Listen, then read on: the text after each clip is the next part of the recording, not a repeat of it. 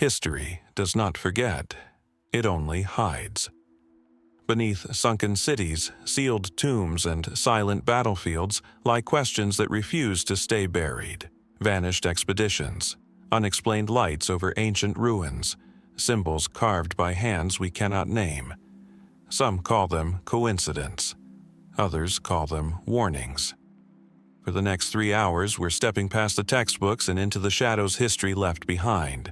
where evidence ends and wonder begins. What really happened in the places time tried to erase? So sit back, relax, and let's dive in. In the rolling hills of Burgundy, France, the ruins of the Abbey of Cluny rise like the bones of a forgotten giant. A single soaring tower, the Clocher de l'Eau Bénite, still pierces the sky, a fragment of what was once the largest church in Christendom before the construction of St. Peter's Basilica in Rome. Founded in 910 AD by Duke William Thyrse of Aquitaine, Cluny was not merely a monastery. It was the beating heart of a religious empire that stretched across Europe, commanding nearly 2,000 dependent priories at its height. But it is not the stone that draws historians back to Cluny. It is what the stone once protected. For centuries, Cluny housed one of the most extensive libraries in the medieval world, a repository of theological texts, astronomical charts, and manuscripts gathered from monasteries as far as Iberia and the edges of the old Byzantine world. Monks devoted their lives to copying and preserving knowledge that might otherwise have vanished with the fall of Rome. And yet, when the French Revolution swept through in the late 18th century, Cluny was stripped, sold, and largely demolished. Its library, by then rumored to hold thousands of volumes, was scattered, sold in pieces, or simply disappeared. Some of those manuscripts surfaced later in the Bibliothèque Nationale de France. Others turned up inexplicably in private collections across Europe, their origins blurred by time and bad record-keeping. But historians have long noted a troubling gap. Inventories from the Abbey's later medieval period reference works that have never been located. Texts on astronomy, on measurement, on subjects the monks of Cluny had no obvious reason to study in such depth. Why would a Benedictine monastery, devoted to prayer and agricultural self-sufficiency, maintain detailed astronomical records spanning centuries? Mainstream historians offer a reasonable answer. Monastic life required precise timekeeping for daily prayers, and astronomy was simply a practical tool, not a mystery. That explanation satisfies most, but it doesn't satisfy everyone. A smaller number of researchers, working largely outside conventional academic channels, have pointed to Cluny's unusual architectural proportions, said to follow ratios found in older sacred geometry, and to fragmentary references in surviving Abbey correspondence describing a hidden chamber beneath the chapter house, sealed sometime in the 14th century for reasons never recorded. No verified excavation has confirmed such a chamber exists.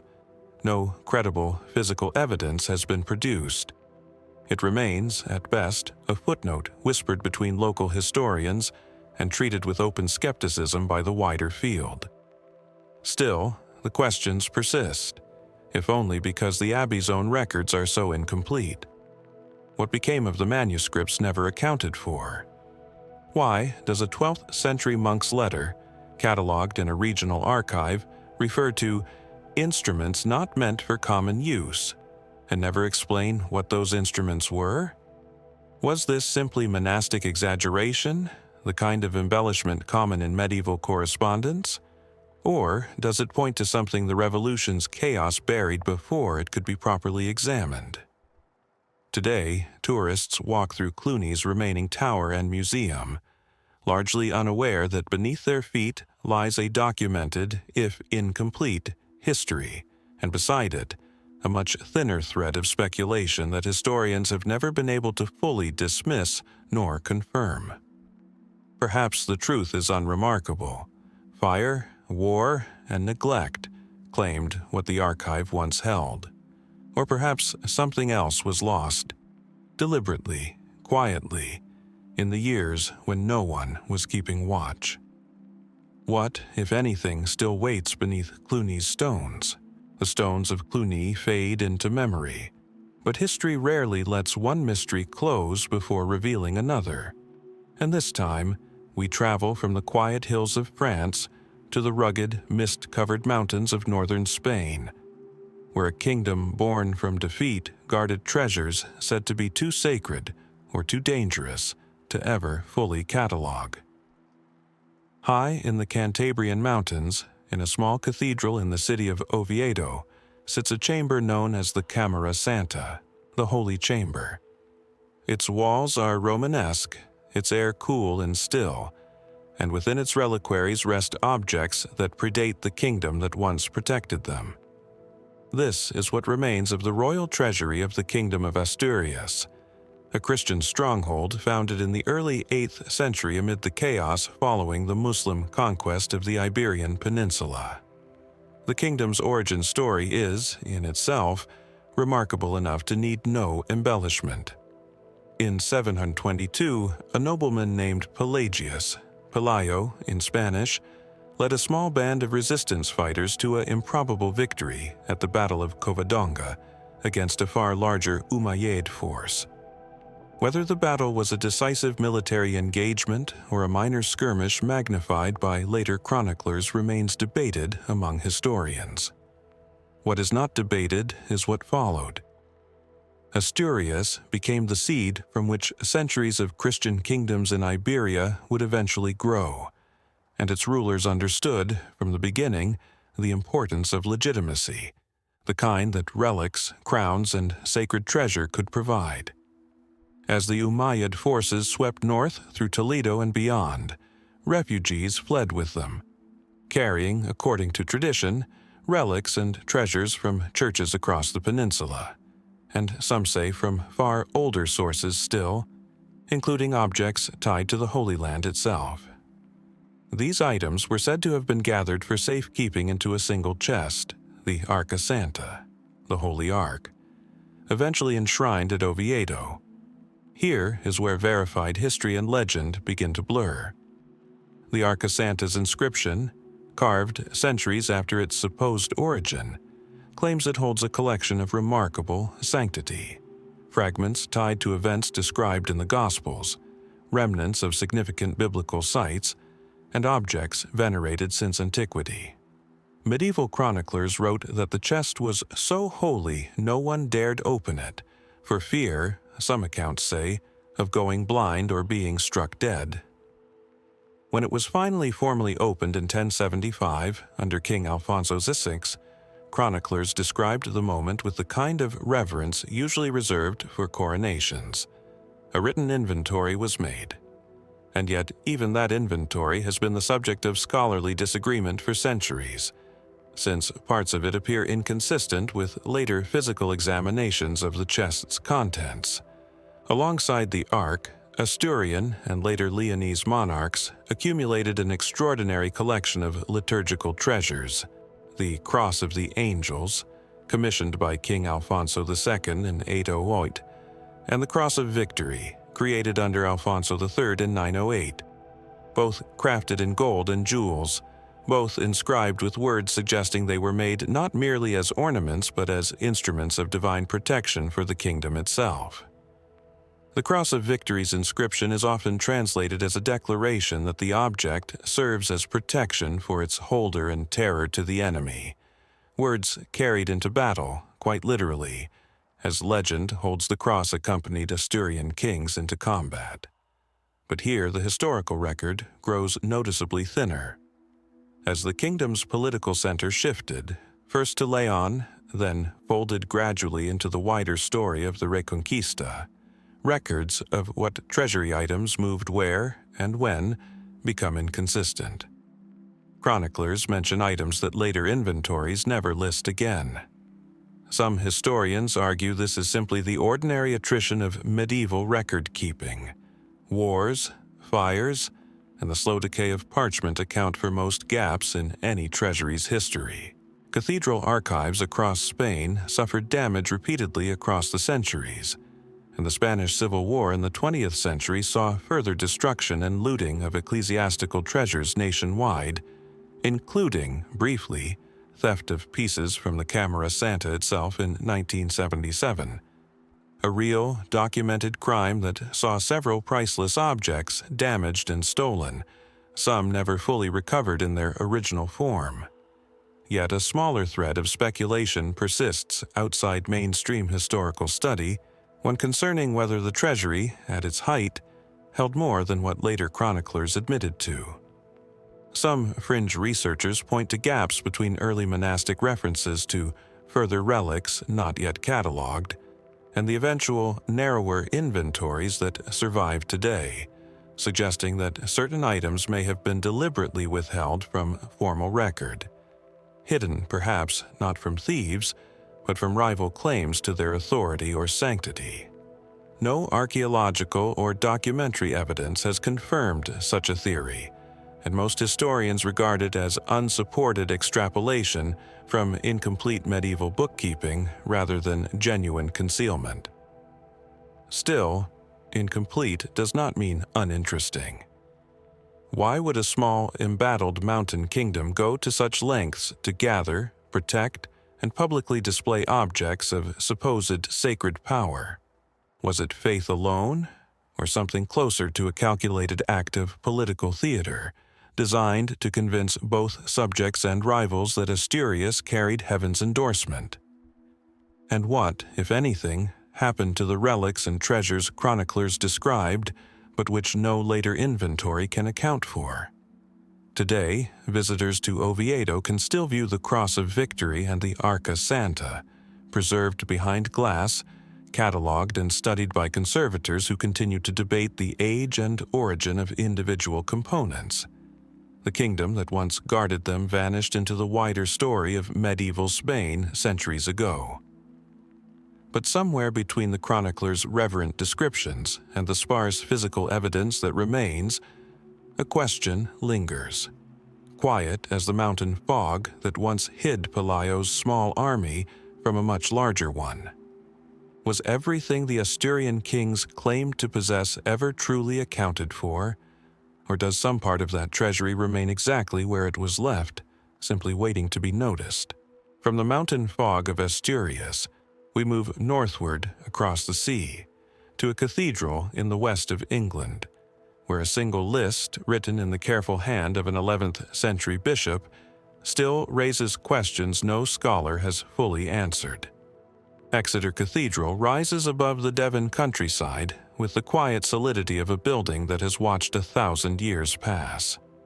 Its Gothic arches and carved west front draw thousands of visitors annually, most of whom come for the architecture, or for a glimpse of the cathedral's famous astronomical clock. Fewer come specifically to see what many consider its true treasure, a modest, unassuming book kept in the cathedral library, known to history as the Exeter Book or the Codex Exoniensis. Bishop Leofric, who held the see of Exeter from 1050 until his death in 1072, is the reason the book exists in the collection at all. Leofric was a significant figure in the Anglo-Saxon Church, advisor to King Edward the Confessor, and the man responsible for relocating the bishopric from Crediton to the more secure city of Exeter. Upon his death, he left the cathedral an extraordinary gift: a detailed donation list of books, vestments, and relics meant to establish and enrich the cathedral's library for generations. That list survives. It is, in fact, one of the most valuable documents historians have for understanding what an English cathedral library actually contained in the mid-11th century. And it is here that the mystery begins. Not with the book historians know, but with the ones the list describes and no one can find. The Exeter Book itself is remarkable enough on its own merits. It is the largest surviving collection of Old English poetry in existence, containing riddles, elegies, and religious verse, including works like The Wanderer and The Seafarer, that remain foundational texts in the study of early English literature. Without Leofric's donation, and the cathedral's careful custody of it across 9 centuries, including one memorable period when the book was reportedly used as a cutting board or beer mat by cathedral staff who did not grasp its significance, this poetry might never have survived at all. But Leofric's donation list names far more than this single volume. It describes numerous other texts, a large Old English martyrology, several missals, a book of homilies, and, most intriguingly to later researchers, references to volumes described only in passing, with titles or descriptions vague enough that modern scholars still debate what, precisely, they once were.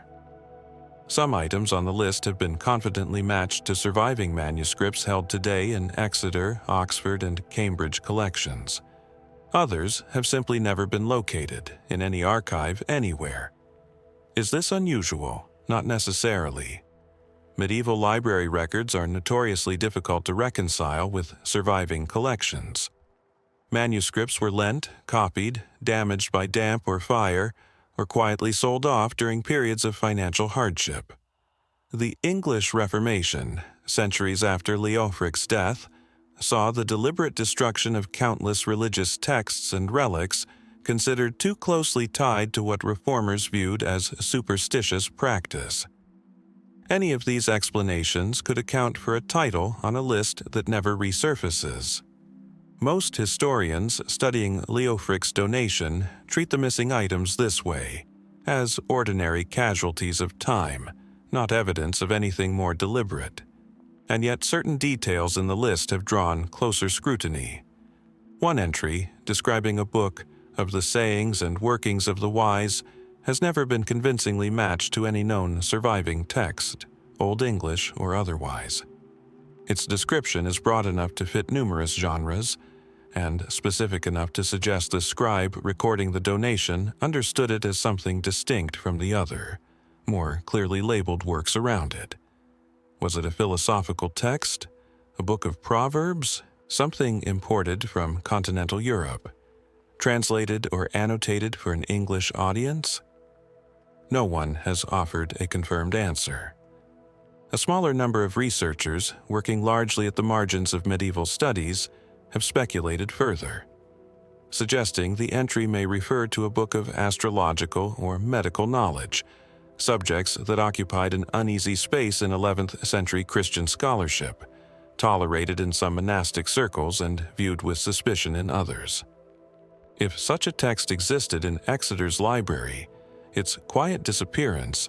whether through loss, deliberate removal, or simple miscataloguing over the centuries, would hardly be shocking. Texts touching subjects the Church found doctrinally uncomfortable have vanished from other medieval libraries under similarly murky circumstances. But without the manuscript itself, this remains speculation built on the ambiguity of a single Old English phrase, and most specialists caution against reading too much into it. What can be said with confidence is this: Leofric's list represents a rare, detailed snapshot of what one Anglo-Saxon bishop believed was worth preserving for the future. And that snapshot does not fully match what the future actually received. Every cathedral library that has survived 9 centuries carries gaps like this. Fire, negligence, and the slow churn of history are usually explanation enough, but usually is not always. Today, the Exeter book sits under careful climate control, digitized, translated, and pored over by scholars who continue to find new meaning in its riddles centuries after Leofric first entrusted it to his cathedral. The other volumes on his list, the ones no library has ever produced, remain exactly what they have always been. Names on a page, written by a bishop who trusted his gift would last. Did those missing texts simply crumble into dust somewhere along the way? Or is it possible that tucked inside another library's uncatalogued holdings, mislabeled or misunderstood, one of Leofric's lost volumes is still waiting, quietly, patiently, for someone to recognize what they are actually holding. If a bishop's careful list can leave scholars chasing ghosts across English libraries, imagine what happens when the record keepers themselves are the ones being erased. From the scriptoriums of Exeter, we travel east to the last corner of Europe, where the old gods were worshipped openly, and where their final sanctuaries vanished almost without a trace. In the hills above the Lithuanian town of Kernavė, archaeologists have spent decades excavating what is now recognized as one of the most significant early settlements in the Baltic region, a UNESCO World Heritage Site often called the Troy of Lithuania. Long before this ground held Christian churches, it held something else entirely: the sacred infrastructure of the last openly pagan state in Europe. This fact alone tends to surprise people. By the late 14th century, when Grand Duke Jogaila formally accepted Christianity in 1387 to secure his marriage to Queen Jadwiga of Poland and unite the two crowns, Lithuania stood as an anomaly on the continent. A functioning, organized pagan society surrounded on all sides by Christian kingdoms that had converted centuries earlier. Lithuanian paganism was not a scattered folk tradition clinging on in remote villages. It was a structured religious system with dedicated priests, sacred fires tended continuously in specific locations, and temple complexes serving the state itself. Chief among these was the sanctuary tradition associated with Perkunas, the god of thunder, and the broader network of sacred sites historians refer to collectively using the Lithuanian word for sanctuary, Romuva. Contemporary chronicles, mostly written by outside observers, German crusading knights of the Livonian and Teutonic orders, and later Polish clergy, describe eternal flames tended by dedicated keepers, groves considered too sacred for ordinary use, and treasuries of offerings dedicated to the gods across generations. Vilnius itself, according to persistent tradition recorded by later chroniclers, was built on or near a major sacred site where a temple to Perkunas once stood, its exact location debated by historians and archaeologists to this day, on ground now occupied by Vilnius Cathedral. Here is where verified history begins to thin considerably. When Jogaila converted and initiated the Christianization of Lithuania, contemporary and near-contemporary accounts describe a systematic effort to extinguish the old religion's physical presence, sacred fires ordered put out, groves cut down, and temple structures either converted to Christian use or destroyed outright. This much is broadly accepted among historians, consistent with how conversion campaigns unfolded elsewhere in medieval Europe. What is far less clear, and far more contested, is what happened to the material wealth these sanctuaries had accumulated over centuries of continuous religious practice.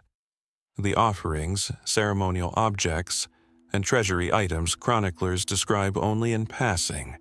almost always through the biased lens of crusading knights eager to justify their campaigns as both holy and profitable. Some historians argue the conversion-era destruction was primarily symbolic and architectural rather than a hunt for treasure, that the goal was religious and political transformation, not looting, and that whatever material wealth existed was likely modest, exaggerated by outside chroniclers unfamiliar with and hostile toward Baltic religious practice. This remains the mainstream academic position, grounded in the reality that surviving archaeological evidence from confirmed pagan sacred sites in Lithuania has produced relatively few large treasure hoards compared to the scale some medieval accounts imply.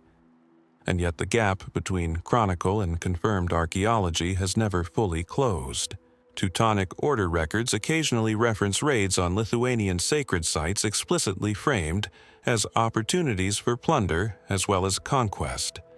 suggesting at least some crusaders believed there was material wealth worth taking. Local Lithuanian folklore, collected much later by 19th-century ethnographers during a period of national revival, preserved stories of sacred objects hidden by priests before Christian forces arrived, buried in specific, sometimes still named locations, or sunk in lakes considered sacred to keep them from desecration. Ethnographers who recorded these stories were generally careful to present them as folklore rather than verified history, and most modern historians treat them the same way, as meaningful cultural memory, not literal treasure maps. Still, a smaller number of archaeologists and independent researchers have pointed to something harder to dismiss outright: the sheer scarcity of confirmed major Romuva sanctuary sites, given how extensively chronicled the religion's practices were. Baltic paganism persisted longer, and more visibly,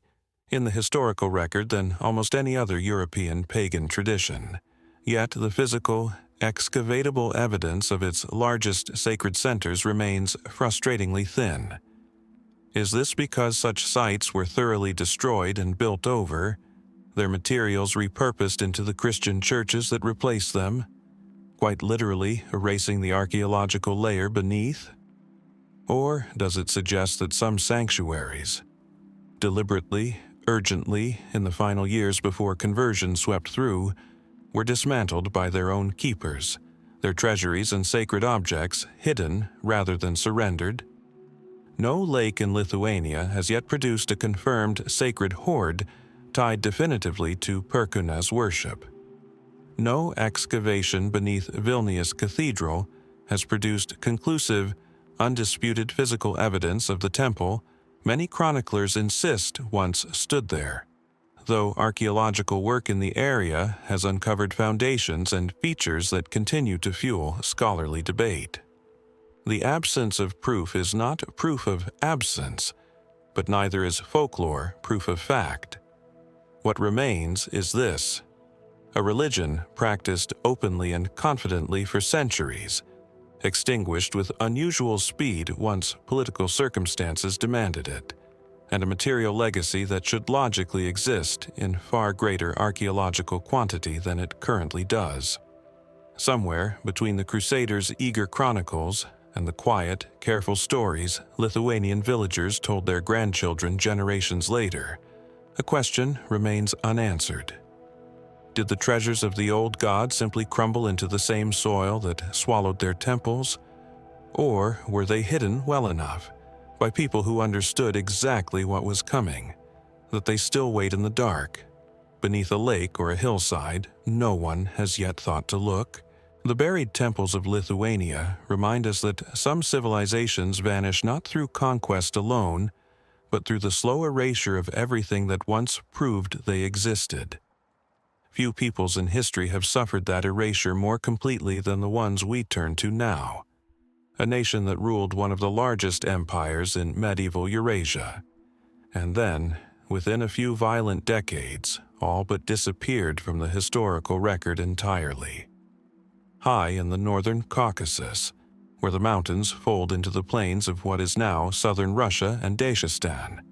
archaeologists have spent over a century searching for the remnants of a capital that medieval writers described in vivid, sometimes contradictory detail, but which no excavation has yet definitively confirmed. This is the search for Semender and its predecessor Balanjar, two of the strongholds associated with the Khazar Khaganate, the great Turkic empire that once controlled trade routes stretching from the Caspian Sea to the edges of the Byzantine world. The Khazars themselves are, in one sense, well documented. Byzantine, Arab, and Persian chroniclers wrote extensively about them, largely because the Khaganate mattered enormously to regional politics for nearly 4 centuries, from roughly the 7th to the 10th century AD. They fought the Umayyad Caliphate to a standstill in a series of brutal wars through the Caucasus passes, maintained shifting alliances and rivalries with the Byzantine Empire, and controlled critical stretches of the Silk Road trade network. Perhaps most famously, at some point in the 8th or 9th century, the Khazar ruling elite converted to Judaism, a decision unique among major medieval states,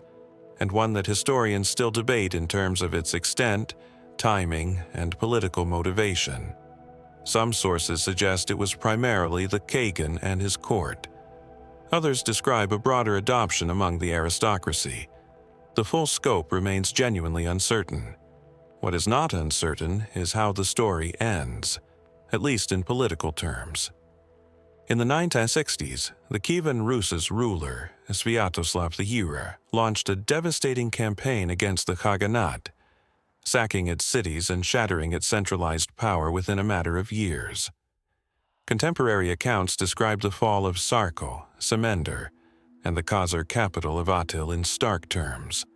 Cities burned, populations scattered, a state that had dominated the region for centuries, collapsing with startling speed. By the early 11th century, the Khazar Khaganate as a political entity was effectively gone. But an empire's collapse rarely means every one of its people vanished with it. And this is where the mystery genuinely begins. Arab geographers writing in the decades after the Rus's campaigns describe surviving Khazar communities retreating into the mountainous terrain of the Caucasus, difficult ground where cavalry-based conquerors historically struggled to press their advantage. Some accounts specifically mention a fortified refuge, described vaguely as being carved partly into or built defensively against the mountains themselves, where remnants of the Khazar elite were said to have regrouped. The descriptions are frustratingly imprecise even by the standards of medieval geography. Inconsistent distances, contradictory landmarks, and place names that don't cleanly match anything on a modern map of Dagestan or the surrounding region. Mainstream historians generally treat these accounts as plausible but unverifiable. It would hardly be surprising if defeated Khazar nobility and their households retreated into the Caucasus foothills, a region with a long history of sheltering groups fleeing more powerful lowland states. Numerous ethnic and religious minorities in the Caucasus, from various Christian sects to isolated Muslim communities, have historically survived for centuries in mountain strongholds, specifically because the terrain made conquest impractical. A Khazar remnant doing the same would fit an established regional pattern rather than requiring anything unusual to explain it. What keeps researchers returning to the question is the fact that no archaeological site in the region has been conclusively identified as this particular refuge. Numerous fortified medieval structures exist throughout Dagestan and the surrounding highlands, some only partially studied, and a handful of local traditions, recorded by 19th and early 20th century ethnographers, describe communities in the region claiming distant Khazar ancestry, sometimes tied to specific, still-standing ruins. These claims have never been rigorously verified through archaeology or genetics, and most scholars treat them cautiously, noting that origin legends of this kind are common throughout the Caucasus and rarely hold up to close historical scrutiny. A smaller number of independent researchers have gone further, suggesting that a genuinely fortified, functioning Khazar successor community may have persisted quietly in the mountains for one or more generations after Atil's fall, gradually assimilating into surrounding populations rather than being destroyed outright, a slow fade rather than a sudden ending. It's a theory built more on the logical gaps in the conquest narrative than on any confirmed physical site, and it remains firmly outside mainstream consensus. But the underlying question it raises is one even cautious historians acknowledge is legitimate. If the Rus campaigns destroyed Khazar cities but not, necessarily, every Khazar person, where did the survivors actually go? Today, the search for Khazar sites in the Caucasus continues in fits and starts, hampered by the region's difficult terrain, its complex modern political boundaries, and the sheer density of unexcavated medieval ruins scattered across it. Somewhere in those mountains, a fortress that briefly sheltered the last remnants of a once great empire may still be sitting exactly where its final defenders left it. Or perhaps it was never a single fortress at all, but a memory passed down through scattered mountain communities of a people who simply stopped calling themselves Khazars long before anyone thought to write down where they went. Mountain refuges and vanished peoples leave one kind of silence behind. Political intrigue, waged with ink instead of swords, leaves another. And it's to that quieter battlefield we turn next, to a conflict fought not with armies alone, but with letters whose contents may have shaped Europe's future in ways historians can only partially reconstruct. In the archives of Bamberg, Germany, alongside the cathedral that Emperor Henry IV's family helped enrich, historians have spent generations piecing together one of the most consequential political conflicts of the medieval world, the investiture controversy, a decades-long struggle between the Holy Roman Empire and the papacy over who held ultimate authority to appoint bishops and abbots across Christendom. At the center of this struggle stood Henry IV, crowned King of Germany as a child in 1054 and Holy Roman Emperor in 1084, whose reign became defined by an escalating war of words, excommunications, and shifting alliances with Pope Gregory VII. The broad outline of this conflict is exceptionally well documented, largely because both sides understood the propaganda value of putting their positions in writing and ensuring copies survived. Henry's famous confrontation with Gregory VII at Caucasus in 1077, where the emperor is said to have stood barefoot in the snow for 3 days, seeking the Pope's forgiveness after excommunication, remains one of the most cited episodes in medieval European history, still debated today over whether it represented genuine humiliation or calculated political theater on Henry's part. The surviving correspondence between emperor and pope, along with letters to and from German bishops, Italian nobility, and rival claimants to Henry's throne, forms one of the richest documentary records of any 11th century political conflict. And yet, within that rich record, historians have long noted conspicuous gaps, specific letters referenced in surviving correspondence, described by chroniclers, or mentioned in later administrative records that have never been located. The most significant of these concerns Henry's extensive diplomatic outreach beyond the borders of the empire and papacy's immediate conflict. Contemporary sources indicate Henry corresponded with a wide range of foreign courts throughout his reign, seeking alliances or at least neutrality, while his domestic and papal conflicts raged. Some of this correspondence survives in reasonably complete form, but chroniclers, writing shortly after Henry's death in 1106, reference a set of letters exchanged with Byzantine Emperor Alexios III Komnenos during the 1080s and 1090s, a period of enormous complexity in Mediterranean politics, coinciding with Byzantine struggles against Norman incursions in southern Italy and the Balkans, and shortly before the First Crusade would reshape relations between Western Europe and the Byzantine world entirely. Why would Henry, consumed by conflict with the papacy, correspond with Constantinople? The mainstream explanation is straightforward. Both Henry and Alexios shared an interest in containing Norman power in southern Italy and the Adriatic, making at least limited diplomatic cooperation a logical, low-risk strategy for both rulers, regardless of their very different domestic pressures.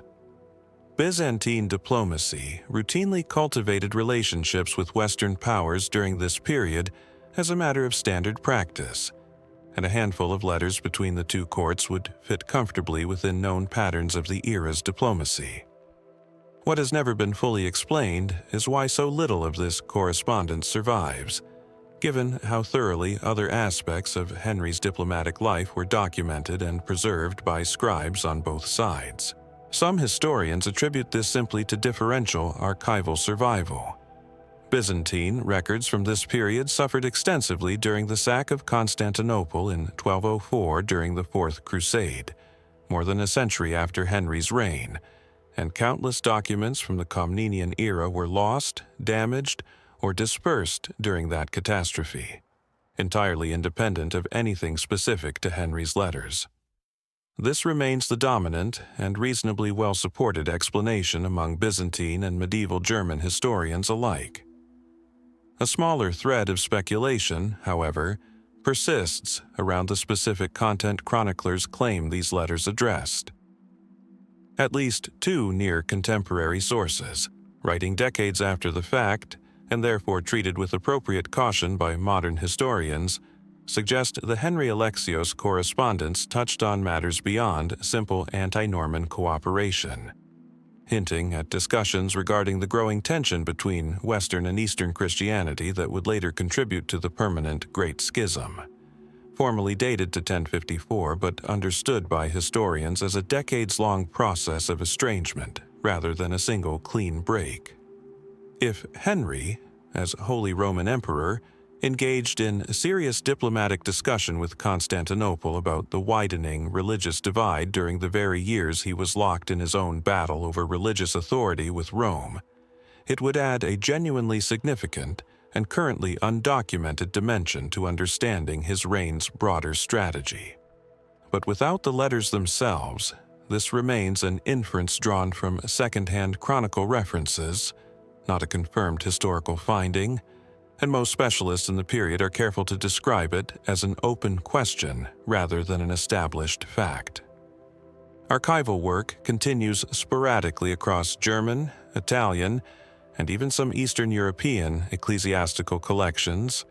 where medieval correspondence has occasionally turned up centuries after being misfiled or bound incorrectly into unrelated manuscript volumes. It is not unheard of for a document assumed lost to resurface, misidentified, inside the pages of an entirely different text. Today, Henry IV's reign is understood primarily through the lens of his conflict with the papacy, a story well documented, endlessly analyzed, and unlikely to change dramatically in its broad strokes. But the specific letters exchanged with Constantinople remain a quiet footnote, acknowledged by specialists, absent from general histories, and never definitively recovered. Did those letters simply perish alongside so much else lost in Constantinople's later catastrophes? Or does a fragile, centuries-old parchment describing an emperor's private thoughts on the fracturing of Christendom still sit, unnoticed and unread, in an archive that has never been asked the right question? A missing letter is one kind of absence, a small silence in an otherwise well-lit archive. But sometimes what vanishes is not a document at all, but the very symbol of a kingdom's sovereignty, an object meant to be seen by everyone, remembered by everyone, and yet somehow lost to all of them. That is where we turn next, to the mountain kingdom wedged between France and Spain, and the crown that should have outlived it. In the city of Pamplona, capital of the historic kingdom of Navarre, the Cathedral Museum displays an impressive collection of medieval treasures, reliquaries, illuminated manuscripts, and royal artifacts spanning centuries of a kingdom that, for a small territory nestled in the Western Pyrenees, punched well above its weight in medieval European politics. Navarre's kings intermarried with the royal houses of France, Castile, and Aragon, and for a brief but genuinely significant period in the 12th and 13th centuries, the kingdom stood as a fully independent power capable of playing larger neighbors against one another. What the museum does not display, and what no museum anywhere has ever definitively displayed, is the original medieval crown of Navarre itself. This absence is, on its face, unremarkable. Very few medieval royal crowns survive intact anywhere in Europe. Most were melted down, altered, stolen, or simply worn out and replaced over the centuries, their precious materials repurposed for more immediate financial or political needs. The English crown jewels, famously, were almost entirely destroyed during the Commonwealth period following the execution of Charles I, with only a handful of much older pieces surviving into the restored monarchy. Against this backdrop, the disappearance of Navarre's crown fits an unfortunately common pattern. But the specific circumstances surrounding Navarre's crown carry a few details that have kept historians and archivists returning to the question long after most similar losses have been quietly accepted as unsolvable. Navarre's political situation grew increasingly complicated from the 15th century onward. The kingdom found itself caught between the ambitions of Aragon and Castile, and eventually fractured entirely, with the larger southern portion absorbed into the crown of Castile in 1512 under Ferdinand II of Aragon, while a smaller northern remnant, Lower Navarre, persisted for decades longer under French-aligned rule, before eventually merging into the French crown when Henry III of Navarre became Henry IV of France in 1589. This unusually drawn-out, politically fractured ending meant that, unlike kingdoms absorbed in a single decisive conquest, Navarre's royal regalia had years, arguably decades, during which its ownership and location were genuinely ambiguous, split between rival claimants, each insisting they represented the kingdom's legitimate continuation. Contemporary records from the early 16th century, during the Castilian annexation, describe royal treasures being inventoried and in some cases transported south, integrated into the broader Castilian crown's holdings. Some historians argue this almost certainly included the crown itself, likely eventually melted down or substantially altered, a common fate for absorbed regalia, whose symbolic value to the conquering power was considerably lower than its material worth, and whose continued existence as a distinct object might have actively undermined the new political arrangement by serving as a rallying symbol for Navarre's loyalists. This remains the dominant scholarly explanation, and it requires no unusual assumptions to accept. Yet, it has never been definitively confirmed by any surviving inventory explicitly identifying the crown's specific fate, item by item,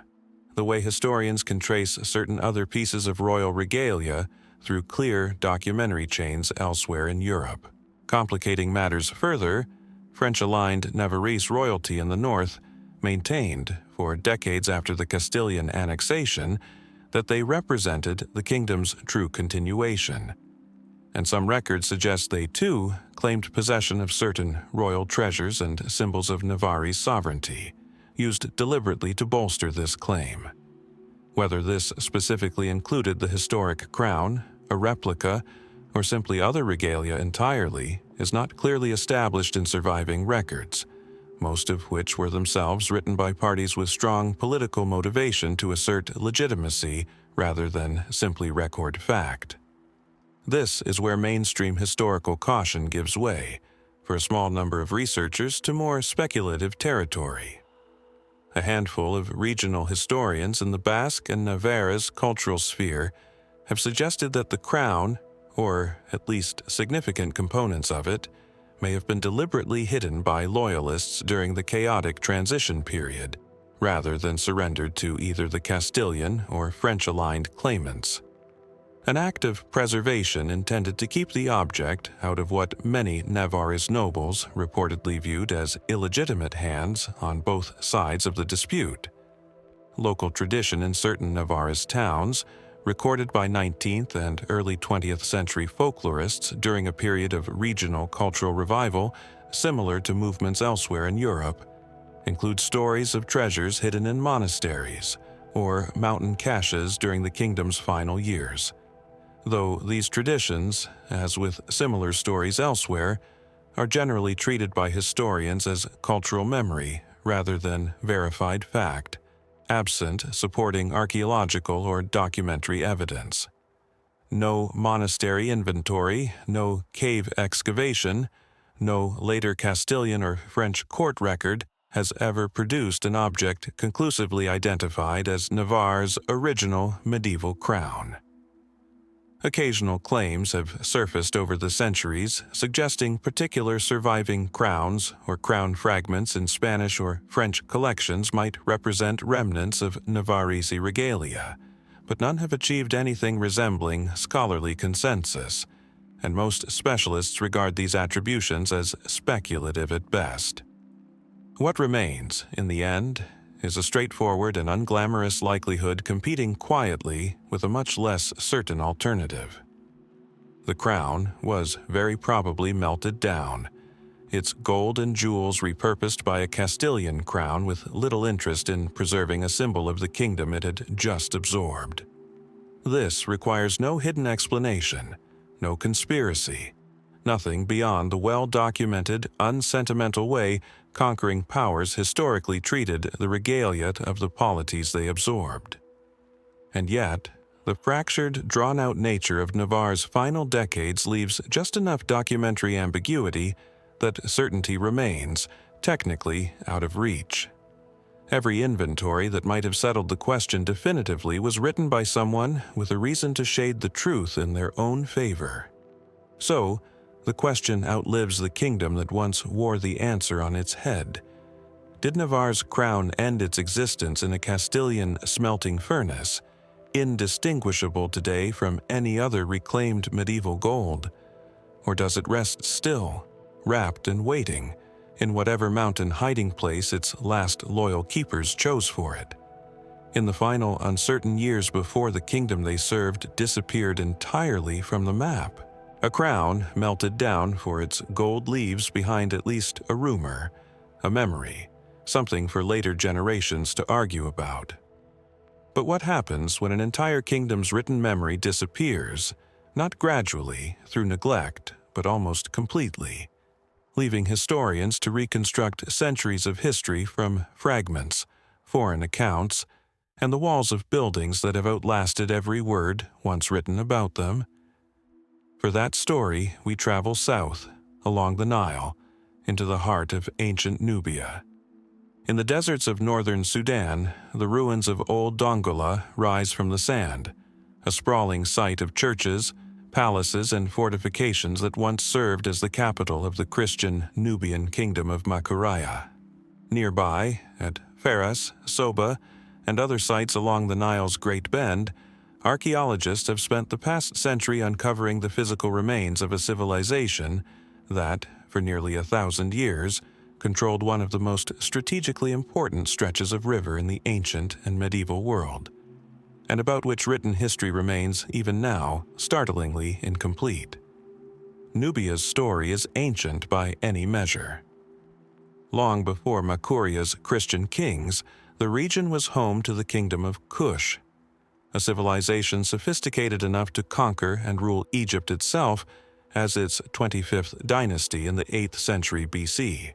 and enduring enough to maintain independent kingdoms at Napata and later Meroe for centuries afterward, developing its own writing system, Meroitic, that scholars can transliterate today but still cannot fully translate, since no bilingual text of sufficient length has ever been found to serve as a decoding key. This alone represents one of the more remarkable open questions in ancient history: a written language, preserved on countless monuments and documents, that its own descendants cannot fully read back to us. Following Meroe's decline around the 4th century AD, Nubia reorganized into several successor kingdoms, most significantly Makuria and Nobatia in the north, and Alodia further south, all of which converted to Christianity by the 6th century, initiating what historians call Nubia's Christian period, an era lasting roughly from the 6th century through the late medieval period, remarkable for its longevity given that surrounding regions, including Egypt, gradually came under Islamic rule following the 7th century Arab conquests. Nubia's Christian kingdoms, particularly Makuria after absorbing Nobatia, managed something unusual in the region: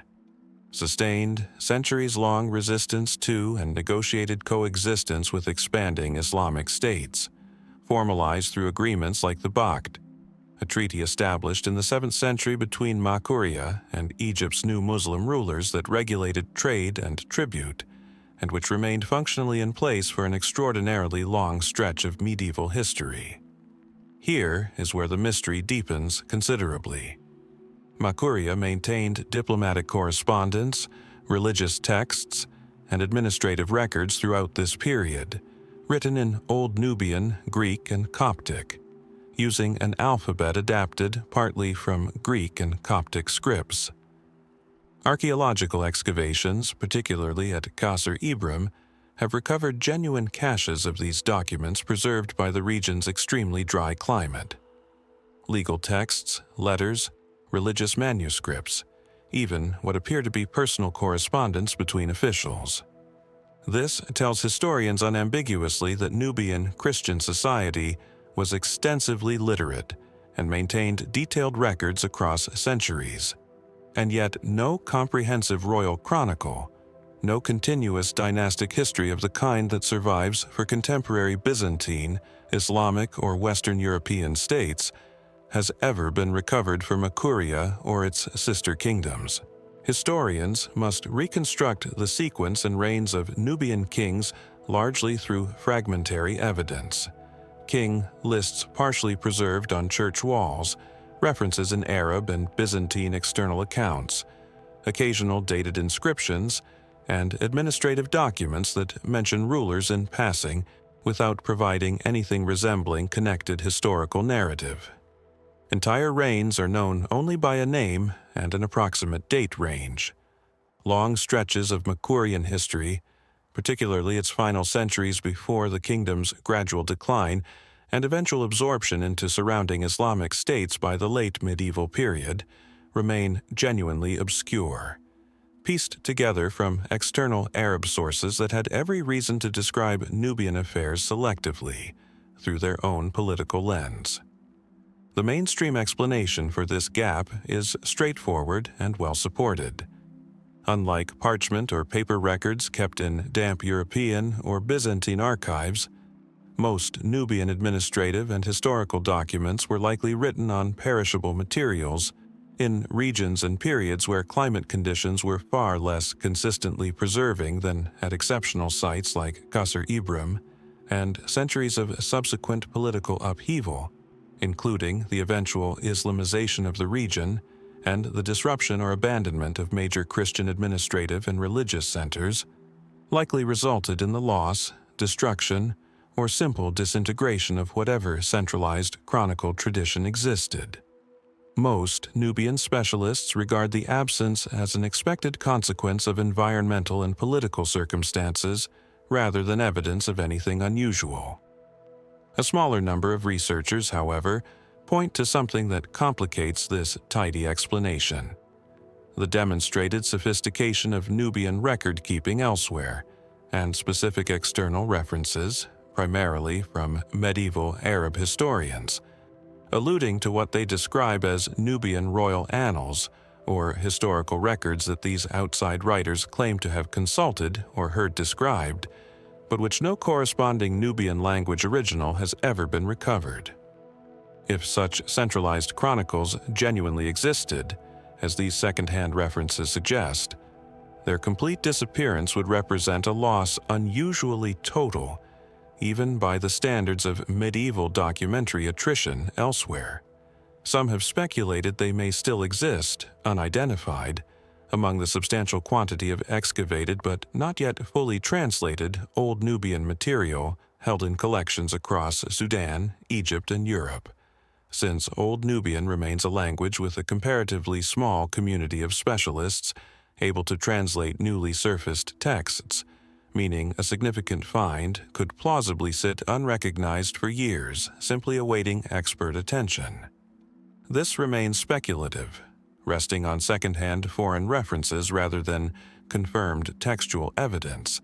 and most Nubiologists caution against assuming a lost chronicle tradition on this basis alone. But the underlying observation is difficult to dismiss entirely. A civilization capable of maintaining detailed legal and religious documentation across centuries, using its own distinct written language, has left behind remarkably little connected narrative about its own kings, wars, and internal history, in stark contrast to nearly every other major medieval state whose written culture we understand this well. Excavation and translation work continues, slowly, across Sudan's Nubian sites, hampered by the region's political instability, limited archaeological funding compared to neighboring Egypt, and the sheer scarcity of scholars trained to read Old Nubian fluently. Somewhere in an unopened storage box, or beneath sand that has not yet been disturbed by a shovel, the fuller history of Makuria's kings may simply be waiting for someone equipped to read it. Or perhaps that history was lost long ago, as thoroughly and finally as the language that could once fully translate Meroa's ancient script, leaving Nubia's long remarkable story to be told forever, mostly through the eyes of the outsiders who wrote about it, rather than the voices of the kingdom itself. A kingdom whose voice was recorded mostly by others is one kind of loss. A kingdom whose voice, and its treasury, and even its capital, vanished so completely that historians still argue about where it stood at all, is something else entirely. That is the story waiting for us in the heart of Central Europe, where a Slavic empire once rivaled its Frankish and Byzantine neighbors, and then disappeared with a completeness that still unsettles archaeologists today. Somewhere in the region spanning modern Slovakia, the Czech Republic, and parts of Hungary and Austria, the fortified settlements of Great Moravia once stood as the political and religious heart of one of early medieval Central Europe's most consequential states. Sites like Mikulčice, Stare Miesto, and Pohansko have produced extraordinary archaeological finds. Church foundations, elite burials laden with gold and silver jewelry, and evidence of a genuinely sophisticated society. And yet, more than a century after serious excavation began, historians still cannot agree with certainty on the precise location of the empire's actual capital, a place contemporary sources call Velegrad, mentioned repeatedly in medieval chronicles, but never conclusively matched to a single confirmed archaeological site. Great Moravia's broad historical outline is reasonably well established. Rising to prominence in the 9th century under rulers like Mojmir I, and reaching its greatest extent under Svatopluk I, the empire became a genuine regional power, controlling territory that at times stretched from the Danube basin northward, and engaging in complex, shifting relationships with both the East Frankish Kingdom and the Byzantine Empire. Its most famous legacy is religious and cultural. The mission of Saint Cyril and Methodius, invited by Moravian ruler Rastislav around 863 AD, who developed the Glagolitic script specifically to translate scripture and liturgy into the Old Church Slavonic language, laying groundwork that would eventually influence the development of the Cyrillic alphabet still used across much of the Slavic world today. This is verified, significant, and well-documented history. What happened at the empire's end is far less clear, and this is precisely where the mystery of its treasury begins. Great Moravia collapsed with startling speed in the early 10th century, under sustained pressure from incoming Hungarian tribes migrating into the Carpathian Basin. Contemporary and near-contemporary sources describe the empire's final years in fragmentary, often contradictory terms, and historians still debate basic questions, including the exact date of its final dissolution, with estimates generally clustering around 906 to 907 AD, though some scholars argue for a somewhat later, lingering remnant state. What every source agrees on is the outcome. A major Central European power, one that had accumulated centuries of tribute, trade wealth, and diplomatic gifts from both Frankish and Byzantine sources, effectively vanished from the political map within a generation. Archaeological excavations at Mikulčice and other major Great Moravian sites have produced genuinely impressive material wealth, gilded jewelry, ornate metalwork, and objects reflecting connections to Byzantine, Frankish, and even more distant trade networks. But historians studying the scale of Great Moravia's known political importance and comparing it against similar-era Frankish or Byzantine provincial treasuries have long noted that the excavated wealth, while significant, seems modest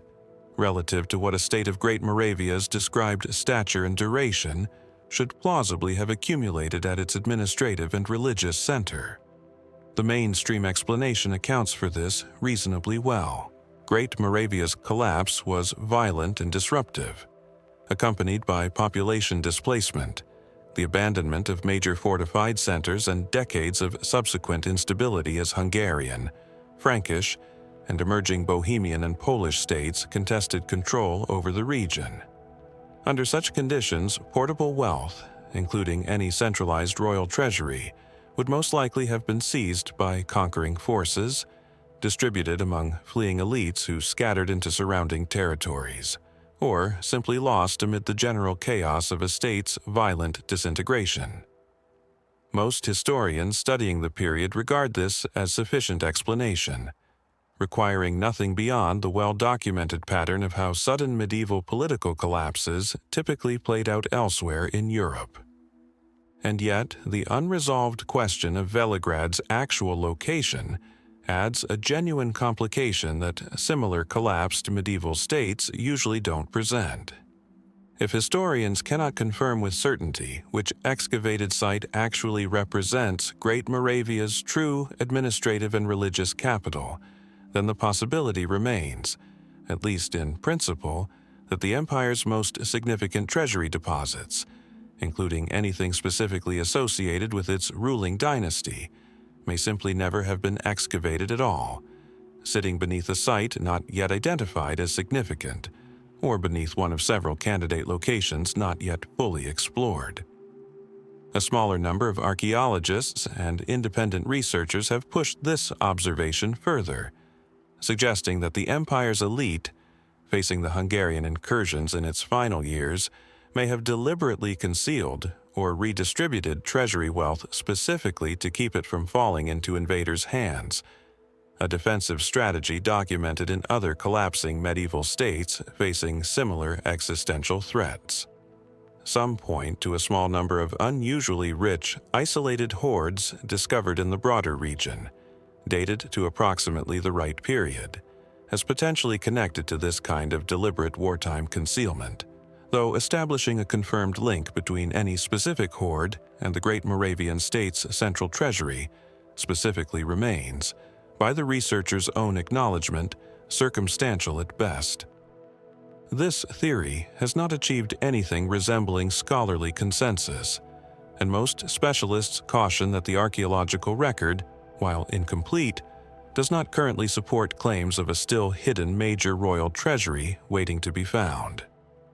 But the underlying uncertainty about Veligrad's exact location keeps the broader question technically open in a way it isn't for most comparably documented medieval collapses. Excavation continues at Mikulčić and several other candidate sites, incrementally adding to the picture of Great Moravian material culture with each new season of fieldwork. The empire that once negotiated with emperors and hosted missionaries who reshaped Slavic written culture left behind churches, graves, and fortifications enough to confirm its genuine historical significance. But its capital's exact location remains debated. Its final treasury's fate remains unconfirmed. And somewhere in the river valleys of Central Europe, beneath ground that has been walked over for 11 centuries since the empire fell, the question quietly persists. Was Great Moravia's wealth simply scattered and absorbed into the chaos of its collapse? Or does a portion of it still rest exactly where a desperate 10th century official once decided to leave it,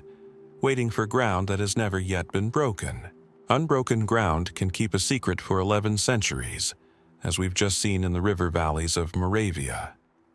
But some losses are not buried at all. They happen in plain sight, through fire, war, and the slow abandonment of a city too many empires wanted for themselves. For that story, we travel to the ancient Near East, to a city that once ranked among Christianity's 4 great patriarchal seats, and whose greatest intellectual treasure disappeared so thoroughly that scholars still debate whether it ever left a physical trace at all. Antioch, in what is now southeastern Turkey near the Syrian border, was once one of the most important cities in the ancient and early medieval world.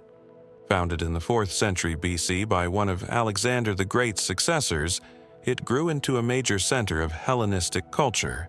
then Roman administration, and eventually one of Christianity's foundational cities. The Book of Acts identifies Antioch as the place where followers of Jesus were first called Christians, and by the 4th and 5th centuries AD, the city's bishop held the title of Patriarch, ranking alongside Rome, Constantinople, and Alexandria as one of the ancient world's preeminent Christian authorities. A city of this stature naturally accumulated an extraordinary body of written knowledge. Antioch was home to a renowned school of biblical exegesis, theological writing, and philosophical scholarship, producing figures like John Chrysostom, whose sermons and writings remain foundational texts in Eastern Christian tradition, still studied and republished today. The Patriarchate maintained, by every reasonable historical inference, a substantial library supporting this intellectual output. Theological texts, biblical commentaries, historical records, and administrative documents accumulated across centuries of continuous religious authority. And yet, almost nothing of this library survives today as an identifiable collection. This is the mystery at Antioch's heart. Not a single dramatic loss, but a long, compounding series of disasters that make it almost impossible to determine what, precisely, was lost, when, and whether any of it might still exist somewhere, unrecognized. Antioch's documented history of catastrophe is itself remarkable. The city suffered devastating earthquakes repeatedly throughout antiquity and the medieval period, including a major earthquake in 526 AD that contemporary sources describe as killing tens of thousands of people and causing extensive fire damage across the city. It was captured and recaptured repeatedly during the Byzantine-Sassanid wars of the 6th and 7th centuries, fell to the expanding Islamic Caliphate in 637 AD, was recaptured by Byzantine forces in 969, then taken by Crusader forces in 1098 during the First Crusade, becoming the seat of the Crusader-established Principality of Antioch, before eventually falling to Mamluk forces in 1268, in a conquest contemporary accounts describe as extraordinarily destructive,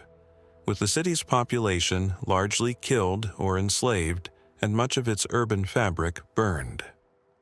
Any one of these events could plausibly account for significant losses to the Patriarchate's library.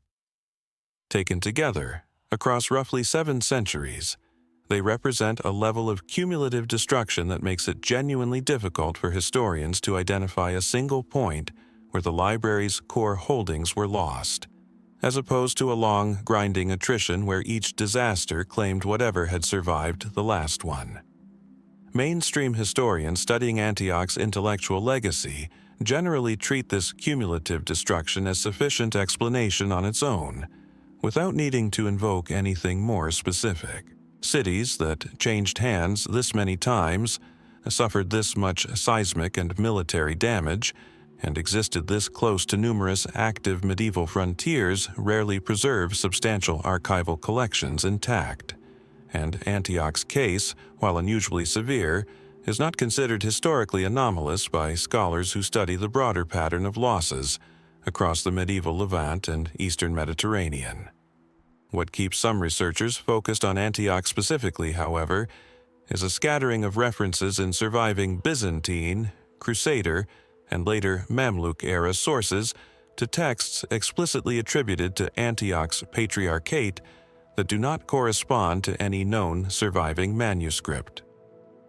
Crusader-era administrative correspondence, for example, occasionally references consulting the Patriarch's records on specific historical or legal matters in ways that suggest a functioning archive still existed in the city as late as the 12th century, well after the earlier waves of destruction. If accurate, this would mean a meaningful portion of the Patriarchate's older holdings may have survived far longer than the earthquake and conquest timeline alone might suggest, only to be lost in the later, better documented Mamluk conquest of 1268. A loss that, while still devastating, would be more specifically datable than historians currently assume. A smaller number of researchers have gone further still, pointing to the broader medieval pattern of monasteries and religious institutions relocating portions of their libraries to safer locations during periods of specific, anticipated threat. Sinai's St. Catherine's Monastery, for instance, is well documented as having preserved manuscripts partly because of its remote, defensible location, and some have speculated that Antioch's Patriarchate, given sufficient warning before the Mamluk assault, might similarly have dispersed at least some of its most valuable texts to affiliated monasteries or dependent churches elsewhere in the region before the city fell. No specific surviving collection has ever been conclusively traced back to such a dispersal, and most specialists regard this as plausible in principle but entirely unconfirmed in practice, noting that Antioch's fall in 1268 came amid a rapid, catastrophic Mamluk campaign that left relatively little time for the kind of orderly evacuation such a theory would require. Manuscript collections across monasteries in Lebanon, Syria, and the broader Eastern Mediterranean continue to be studied, catalogued, and in some cases newly discovered, particularly in monastic libraries that historically received limited scholarly attention compared to better-known collections. Occasionally, a manuscript's colophon or marginal note reveals an origin its catalogers hadn't previously recognized. Today, Antioch itself survives as the much smaller modern city of Antakya, its ancient grandeur visible mainly in scattered archaeological remains and museum collections housing mosaics and artifacts recovered from beneath later construction. The Patriarchate of Antioch itself continues in multiple modern ecclesiastical forms, its ancient title carried by several churches that trace their authority back to this same foundational seat, though none possess anything resembling the ancient library that once made Antioch a center of Christian scholarship. Did that library die the same slow death as the city itself, worn away by earthquake and conquest until nothing meaningful remained to lose? Or does some fragment of Antioch's ancient theological inheritance still rest, unread and unidentified, in a monastery archive that has simply never been asked whether it once belonged to the Patriarchs at all? From a lost library to a map that still exists in vivid gold-leafed detail, but whose true origin story remains only partially told.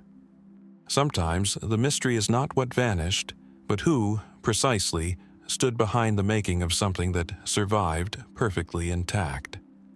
Housed today in the Bibliothèque Nationale de France in Paris,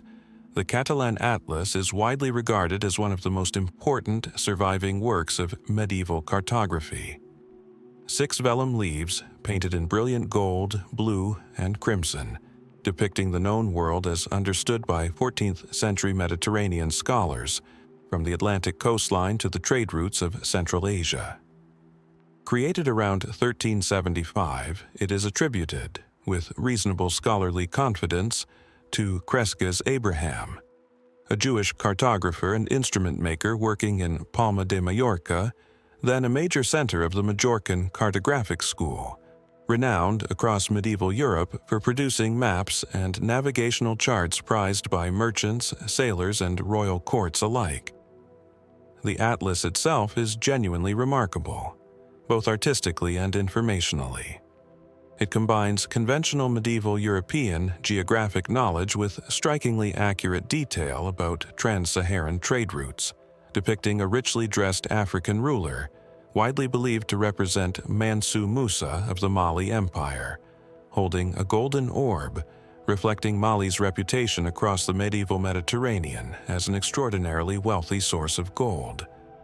It incorporates information seemingly derived from merchant and diplomatic contacts stretching toward China,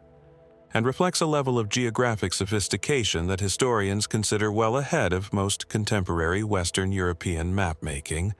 likely drawing on the Majorcan school's close commercial ties with Mediterranean, North African, and Near Eastern trading networks.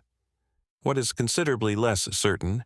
and has remained a genuine open question among historians of medieval cartography, is exactly who commissioned the atlas and precisely why it was created with such extraordinary care and expense.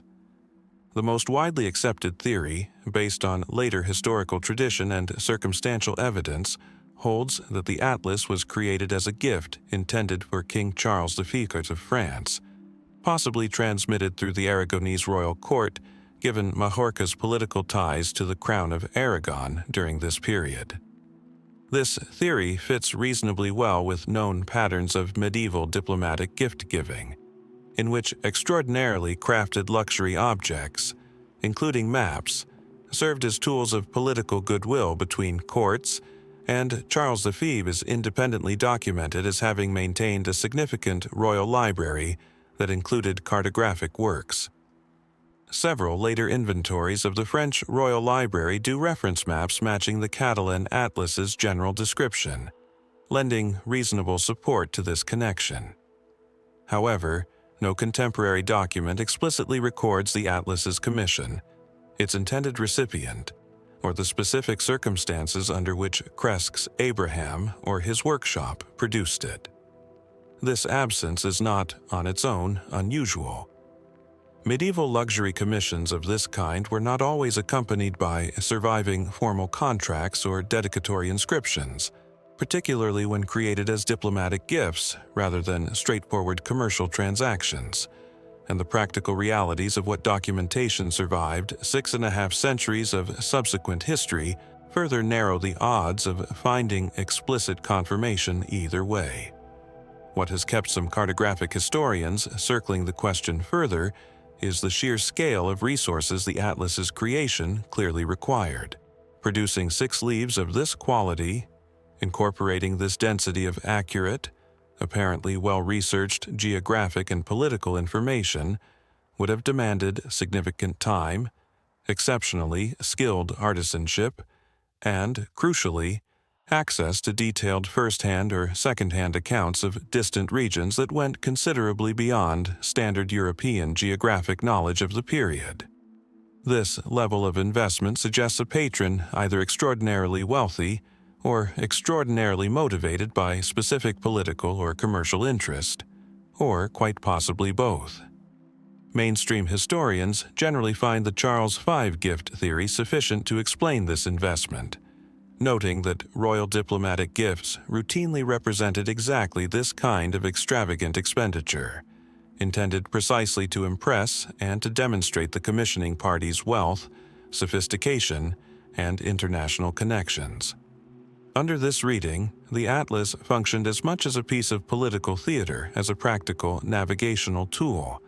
and its cost would have been considered entirely justified by the diplomatic goodwill and prestige it generated for whoever arranged its creation and gifting. A smaller number of researchers, however, have pointed to the depth and apparent accuracy of some of the atlas's more distant geographic information, particularly regarding sub-Saharan Africa and Central Asian trade routes, as potentially suggesting more direct commercial motivation than pure diplomatic gift-giving alone would typically require. Majorca's Jewish merchant and cartographic communities maintained extensive trading connections across the Mediterranean and into North Africa, and some historians have speculated that the atlas's creation may have been at least partially funded, or its detailed content specifically shaped, by merchant interests seeking to consolidate and formalize valuable trade route knowledge, quite apart from whatever diplomatic purpose the finished object ultimately served once complete. Under this theory, the atlas's eventual role as a royal gift may represent only its final destination, not necessarily the original motivation behind its creation. This remains speculative, and most cartographic historians regard the royal diplomatic gift explanation as the more straightforward and better supported reading, given the atlas's clear alignment with known patterns of luxury diplomatic exchange during this period. But the underlying uncertainty about the atlas's original commission has never been fully resolved by any surviving document specific enough to settle the matter definitively. Research into the Majorcan cartographic school continues, aided by occasional archival discoveries in Spanish, French, and Italian collections that periodically shed new light on the commercial and diplomatic networks operating across the medieval Western Mediterranean. Cresques. Abraham himself remains a relatively well-documented figure by the standards of medieval craftsmen, his career traceable through Majorcan civic and tax records, even as the specific commission behind his most famous surviving work remains only partially explained. The Catalan Atlas itself needs no further validation of its historical importance. It is studied, reproduced, and marveled at precisely as it should be. But behind its gold leaf and carefully rendered coastlines lies a question historians have never fully closed. Was this masterpiece truly created purely as royal diplomatic theater, exactly as later tradition suggests, or does its extraordinary detail hint at a patron or a purpose that the surviving records never thought necessary to write down? One patron's motives can remain unwritten for centuries, and still leave behind an atlas the world can hold in its hands. But what happens when an entire institution, its buildings, its records, even its precise location, fades so completely that historians must reconstruct its existence almost entirely from the margins of other people's histories? For that story, we cross the Black Sea to the rugged limestone cliffs of Crimea, where a monastery once stood at the crossroads of empires, faiths, and trade routes, and left behind only fragments of proof that it ever existed at all. Crimea's southern coast and interior highlands are dense with cave monasteries, carved directly into cliff faces by Byzantine and later Orthodox monastic communities seeking both spiritual solitude and physical protection from the peninsula's frequently violent political history. Sites like Inkerman, Chelterkoba, and Schulden remain partially preserved, drawing historians and archaeologists studying the extraordinary religious diversity that once defined medieval Crimea, a peninsula that, at various points, hosted Greek Orthodox Byzantine communities, Armenian merchants and clergy, Genoese and Venetian Catholic trading colonies, Crimean Tatar Muslim rule, and smaller communities of various other faiths, all layered across a relatively small territory, shaped by its position astride major Black Sea trade routes. Among the historical religious sites documented in this region, references appear in a scattering of medieval sources to a monastery dedicated to St. Thomas, generally placed somewhere along Crimea's southeastern coast or nearby highland areas, associated in various accounts with either Genoese-era Catholic religious activity or, in other interpretations, an older Byzantine Orthodox foundation later maintained or repurposed under Genoese administration during the period when Genoa controlled a network of trading colonies across Crimea's coastline, most notably at Kaffa, modern Theodosia, from the mid-13th century until the Ottoman conquest of 1475. This is admittedly thinner ground than most of the sites explored so far in this journey through history's overlooked mysteries. And that thinness is, in itself, part of what makes the case worth examining. Unlike Antioch's Patriarchate or Great Moravia's fortified capitals, whose existence is beyond serious dispute even where specific details remain contested, a monastery dedicated to St. Thomas in Crimea occupies a much more fragile place in the historical record, known primarily through indirect references. Brief mentions in Genoese administrative and trade documents referencing religious properties or obligations tied to a site by that name, occasional notation on later, sometimes unreliable historical maps and travelers' accounts from the early modern period, and passing references in 19th century regional histories compiled by Russian imperial-era scholars documenting Crimea's religious past following the region's annexation by the Russian Empire in 1783. Why does this matter, and why does it belong alongside better documented mysteries? Because Crimea's own turbulent history offers an unusually clear, almost textbook explanation for why an entire religious institution could be recorded, referenced, and then effectively erased within a few centuries. and studying that process of erasure is itself genuinely informative, regardless of how much can be confirmed about this specific site. The Ottoman conquest of Genoese Crimea in 1475 brought sweeping political and religious change to the peninsula's coastal areas, with Catholic institutions in particular losing the protected status they had enjoyed under Genoese administration. Many Catholic churches and monasteries across former Genoese territory were converted to other uses, abandoned, or gradually fell into disrepair as the communities that had sustained them dispersed, converted, or departed the region entirely. This pattern is well documented across multiple confirmed sites throughout former Genoese Crimea, making the loss of any single, less prominent religious institution entirely unsurprising in isolation. Layered atop this Ottoman-era transition came further disruption during the Russian Empire's annexation in 1783 and the subsequent decades of demographic upheaval, as much of Crimea's Tatar Muslim population emigrated in large numbers, and the peninsula's religious and cultural landscape was reshaped once again under Russian imperial administration. Then, in the 19th century, the Crimean War brought further destruction to the region's built heritage, followed by Soviet-era policies in the 20th century that were often actively hostile to religious institutions and historical sites deemed inconvenient to prevailing ideological narratives, resulting in the deliberate demolition or repurposing of numerous churches, monasteries, and mosques across Crimea, regardless of their historical significance or specific denominational origin. Given this extraordinarily compressed sequence of conquest, demographic upheaval, war, and ideologically motivated destruction, spanning less than 2 centuries, the disappearance of a relatively obscure monastery, never among Crimea's most prominent religious sites even in its own era, requires no unusual explanation whatsoever. Most regional historians studying Crimea's religious heritage regard cases like this as an expected, if regrettable, consequence of the peninsula's uniquely turbulent history, rather than evidence of anything requiring special investigation.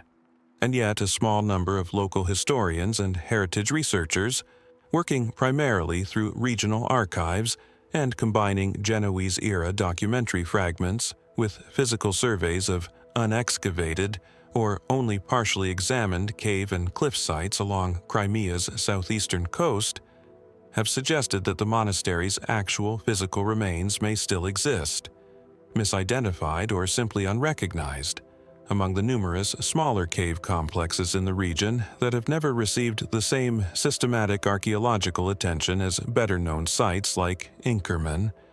Crimea's karst limestone terrain contains a genuinely large number of artificial and semi-artificial cave structures, many surveyed only superficially, and it is not implausible, in principle, that a smaller monastic site could have escaped confident identification simply due to the sheer number of comparable structures scattered across the region and the practical difficulty of conducting thorough archaeological survey work across such extensive and often difficult terrain. This remains speculative, resting more on the general plausibility of an unidentified site existing somewhere within a large number of unexamined candidates than on any specific, confirmed piece of evidence pointing to one particular location.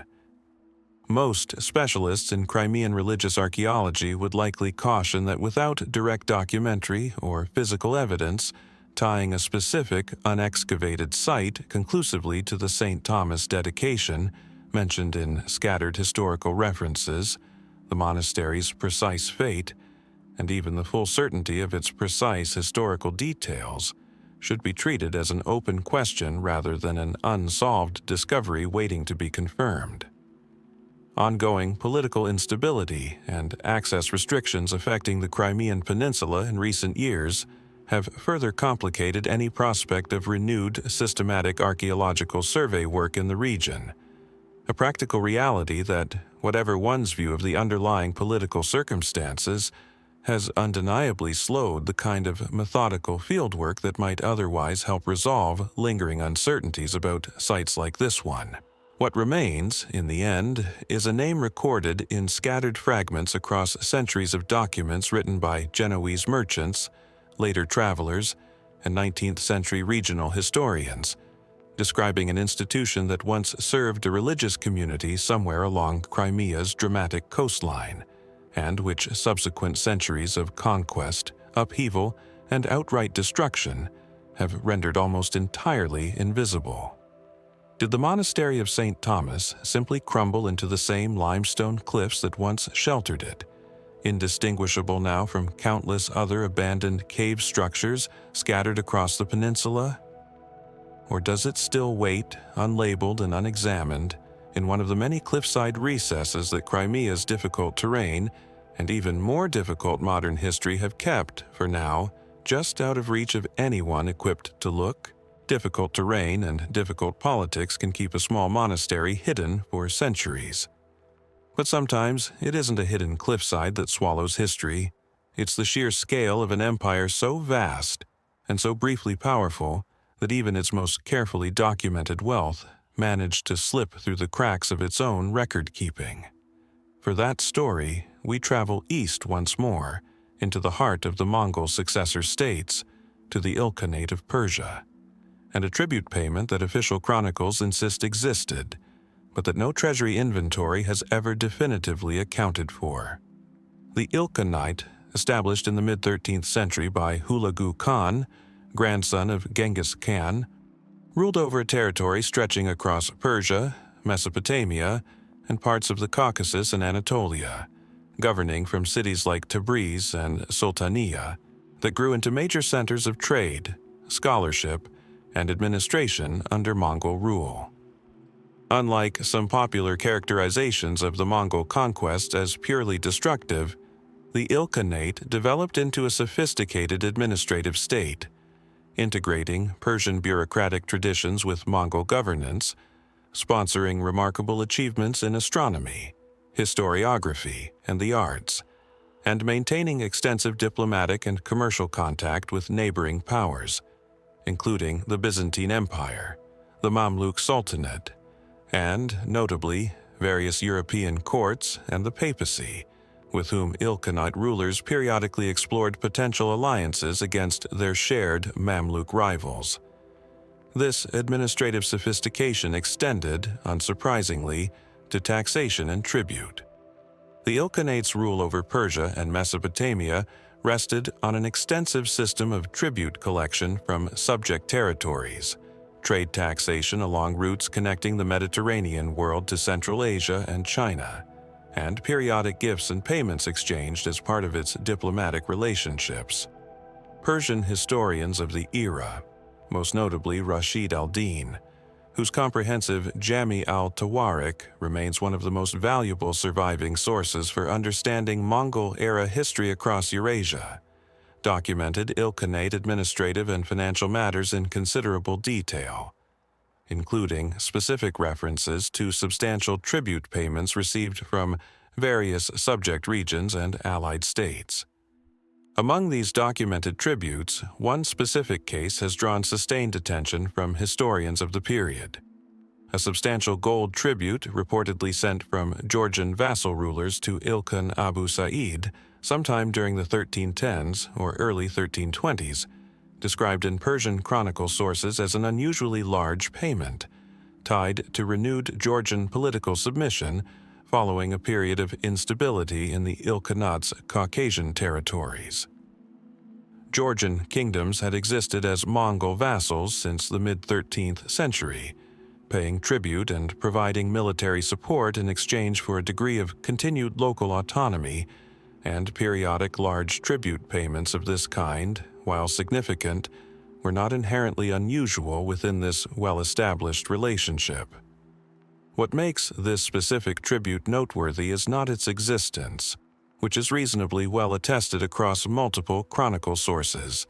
but the complete absence of any corresponding entry in surviving Ilkhanate treasury or administrative records documenting its receipt, storage, or eventual disposition. This gap stands out specifically because the Ilkhanate, particularly under Rashid al-Din's influential tenure as vizier and the broader administrative reforms of Ghazan Khan in the preceding years, maintained comparatively detailed financial administration by the standards of contemporary medieval states, and similar large tribute payments from other subject territories during roughly the same period do appear, at least in summary form, in surviving administrative fragments and later historical compilations, drawing on now lost original records. Mainstream historians studying Ilkhanate administrative history generally attribute this specific gap to the broader, well-documented pattern of catastrophic archival loss that affected the Ilkhanate's records almost immediately following the state's political collapse in the 1330s.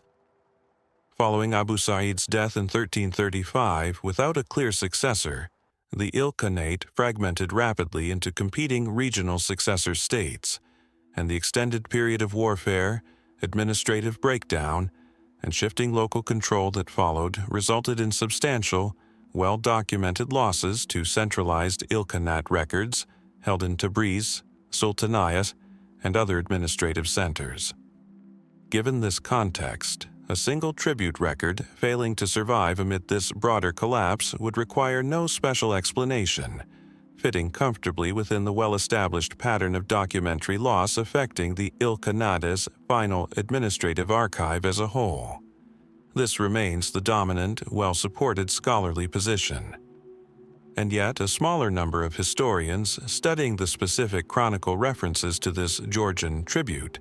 have noted a detail that complicates the simple archival loss explanation. Several chronicle accounts describe the tribute not simply as a routine payment absorbed into general treasury holdings, but as being earmarked, according to at least one near-contemporary source, for a specific purpose tied to Abu Sa'id's ongoing diplomatic and military preparations relating to the Ilkhanate's long-running conflict with the Mamluk Sultanate, and potentially connected to broader Ilkhanate diplomatic outreach toward European powers during the same period, part of the intermittent, ultimately unsuccessful Mongol-European diplomatic contacts exploring joint action against Mamluk-controlled territories in the Levant. If accurate, this would suggest the tribute may have been earmarked for a specific administrative or military purpose that could, in principle, leave a different kind of documentary trace than an ordinary treasury deposit, one potentially findable in diplomatic correspondence or military logistics records rather than straightforward treasury inventories. No such specific corresponding record has been identified in the archives that do survive, whether in Persian, Georgian, Mamluk, or European sources. And most historians treat this earmarking detail as an interesting but ultimately inconclusive footnote, rather than evidence of anything requiring a more elaborate explanation. The most economical reading remains that the tribute was received, integrated into ongoing Ilkhanate military and diplomatic expenditure during Abu Sa'id's reign as intended,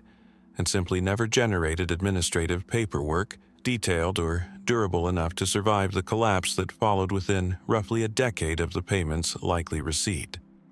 A smaller, more speculative line of inquiry, pursued mainly by a handful of specialists in Georgian medieval history rather than mainstream Ilkhanate scholars, has raised a different possibility that the tribute, or a substantial portion of it, may never have reached Ilkhanate hands in its entirety, with some Georgian chronicle fragments hinting, in notably vague and disputed language, at complications or delays in the payment's transit through Caucasian territory during a period of regional instability. Whether this reflects a genuine partial diversion, an administrative dispute later smoothed over in official Ilkhanate accounts eager to record tribute obligations as fulfilled, or simply the kind of exaggerated or garbled detail common in medieval chronicle transmission across multiple languages and centuries of copying, remains entirely unresolved, and most historians regard this specific thread as resting on source material, too fragmentary and ambiguous to support firm conclusions either way. Research into Ilkhanate administrative history continues, aided periodically by newly examined Persian, Arabic, and Georgian manuscript sources held in collections across Iran, Georgia, Turkey, and Europe, some of which have only in recent decades received focused scholarly attention adequate to their genuine historical value.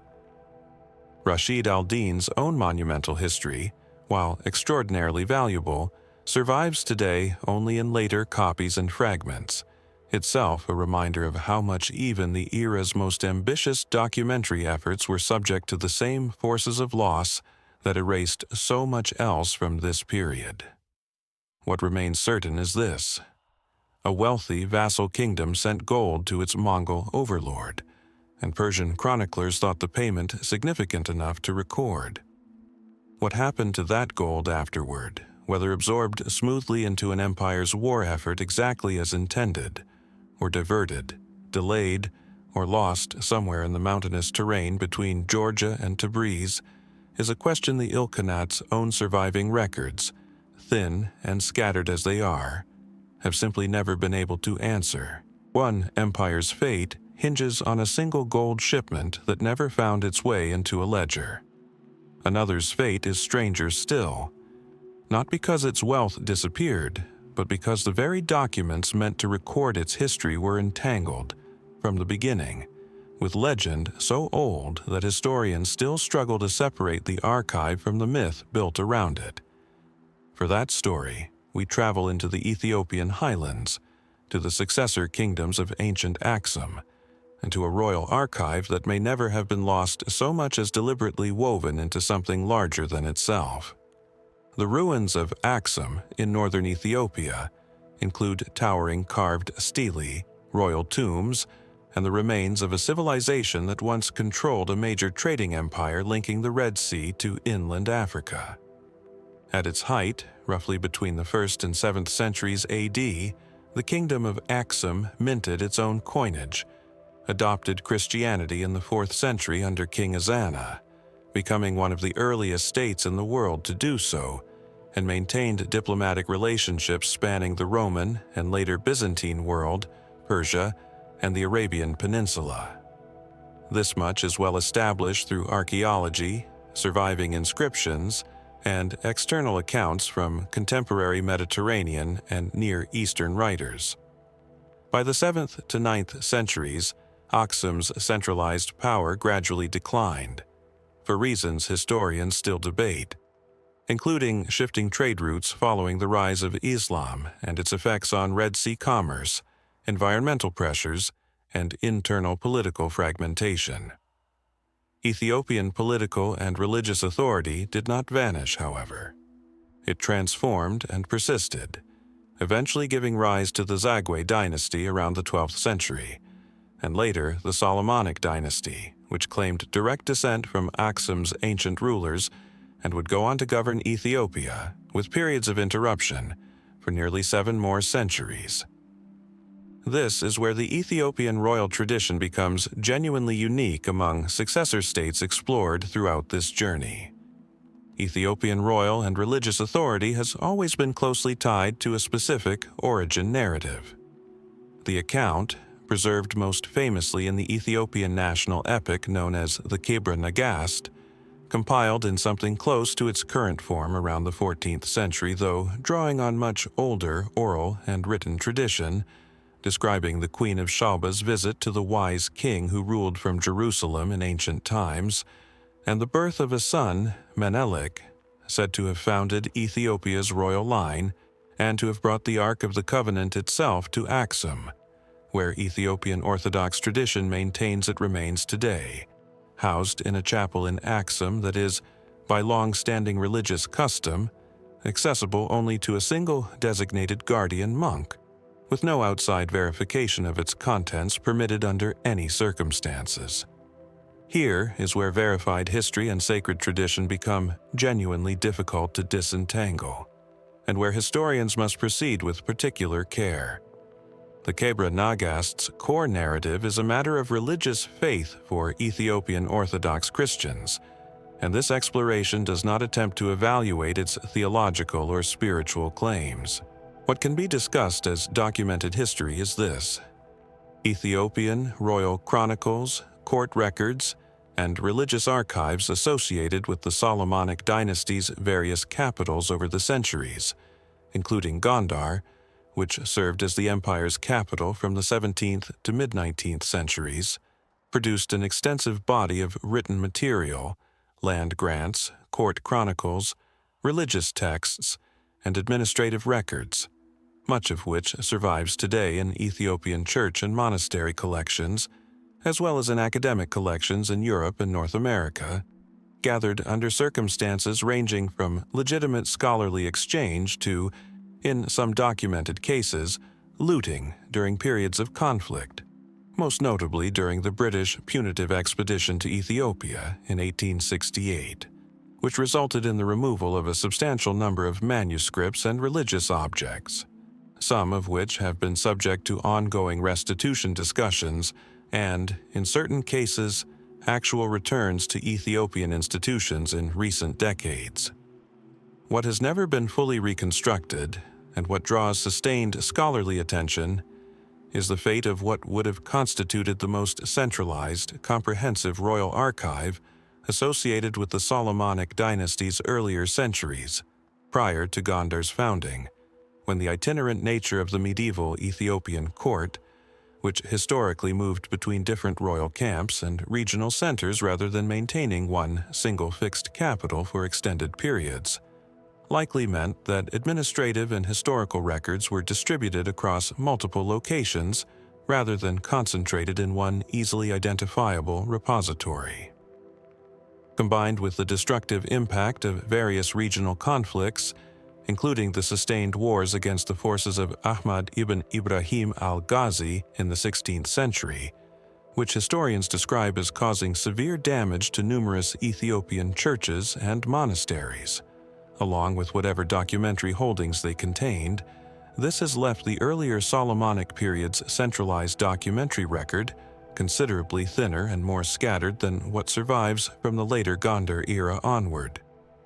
Most historians studying Ethiopian medieval history regard this pattern as an entirely explicable consequence of the period's genuinely turbulent political and military history,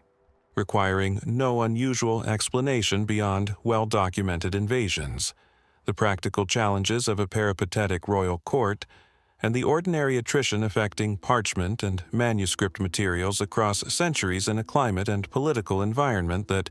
while more favorable to preservation than some regions, still posed genuine long-term conservation challenges.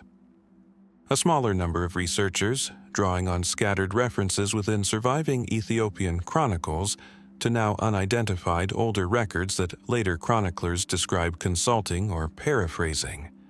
have suggested that portions of this earlier archive may still exist, uncatalogued or unrecognized, among the vast holdings of Ethiopian monastery libraries, many of which remain only partially surveyed by outside scholars, and continue to hold manuscripts whose full content and significance is understood, at present, only by the monastic communities maintaining them. This possibility is treated by mainstream Ethiopianist historians as plausible in principle, consistent with the genuinely under-catalogued state of many Ethiopian religious archives, though entirely unconfirmed regarding any specific claim about the earlier Solomonic dynastic archive in particular. Ethiopian and international scholars continue collaborative manuscript preservation and cataloging projects across the country's monasteries, work that has, in recent decades, brought renewed academic attention to previously under-examined collections, occasionally surfacing texts of genuine historical significance that had simply never been systematically reviewed by scholars equipped to assess them. What remains, in the end, is a royal tradition whose foundational narrative sits at the intersection of faith and history in a way few other monarchies in this exploration have paralleled, and whose earlier administrative and historical record has been shaped as much by geography, warfare, and the practicalities of a moving medieval court as by any single dramatic loss. Did the earliest Solomonic dynasty's centralized records simply never exist, as a single coherent archive, scattered from the outset across a court that rarely stayed in one place long enough to build one? Or does some portion of that history still rest, quietly catalogued only in the memory of a monastic community, inside a manuscript collection that has never yet been asked the specific question historians most want answered? A monastery's uncatalogued shelves may hold answers no one has thought to ask for. But not every mystery rests quietly on land. Some slipped beneath the waves entirely, leaving behind only harbor records, royal correspondence, and a silence where an entire fleet should have returned. For that story, we return to the Mediterranean, to the short-lived but genuinely significant Kingdom of Majorca, and to ships that sailed into history and never fully sailed back out of it. The Kingdom of Majorca existed as an independent political entity for roughly a century, from 1231, when James I of Aragon completed the conquest of the Balearic Islands from their previous Almohad rulers, until 1349, when it was permanently reincorporated into the Crown of Aragon following the death of its last independent king, James III, at the Battle of Llucmajor. In the intervening decades, the kingdom, centered on Palma de Mallorca, developed into a genuinely significant Mediterranean trading power, its strategic island position making it a natural hub for commerce flowing between the Iberian Peninsula, southern France, North Africa, and Italy. This same period produced the flourishing Majorcan cartographic school responsible for masterworks like the Catalan Atlas, and the kingdom maintained a naval and merchant fleet substantial enough to protect and project this considerable commercial reach. Majorca's naval history during this period is reasonably well documented through surviving royal and municipal archives in Palma, supplemented by Aragonese, Genoese, and other Mediterranean trading partners' records that reference Majorcan shipping activity. Historians have reconstructed a fairly detailed picture of the kingdom's merchant fleet size, typical trade routes, and periodic naval engagements, particularly during the recurring tensions between the Kingdom of Majorca and its larger neighbor and eventual conqueror, the Crown of Aragon. Tensions that flared into open conflict on several occasions across the kingdom's century of independent existence. It is within this documented pattern of Aragonese-Mallorcan friction that the specific mystery at the center of this chapter emerges. Surviving Mallorcan royal correspondence and municipal records from the reign of King Sancho of Majorca, who ruled from 1311 to 1324, reference the assembly and dispatch of a notably substantial naval force around 1319,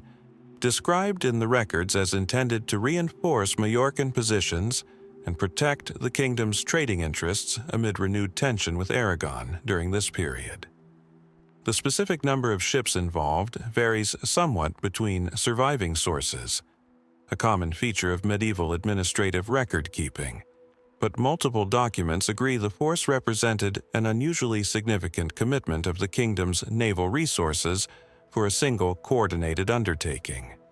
What subsequent records fail to clearly establish is the fleet's ultimate fate. Later, Mallorcan administrative and financial records from the years immediately following 1319 show clear evidence of the kingdom absorbing a substantial, unexplained financial and material loss, consistent with what historians would expect following a major naval disaster. Yet no surviving Majorcan, Aragonese, or other Mediterranean source provides an explicit, detailed account of what specifically happened to this fleet, whether through storm, battle, or some combination of circumstances. The surviving records simply never spell out in the kind of clear narrative detail found for other, better documented Mediterranean naval engagements of the period. The most straightforward and generally accepted explanation among historians studying Majorcan naval history holds that the fleet was very likely lost to a Mediterranean storm during its deployment, a fate that befell numerous medieval fleets throughout the era, and one notoriously difficult to document with precision, since a fleet destroyed by weather rather than enemy action often left no surviving witnesses positioned to provide the kind of detailed account that battles, with survivors on at least one side, typically generated. Mediterranean naval history from this period is, in fact, littered with similarly vague references to fleets lost to storms,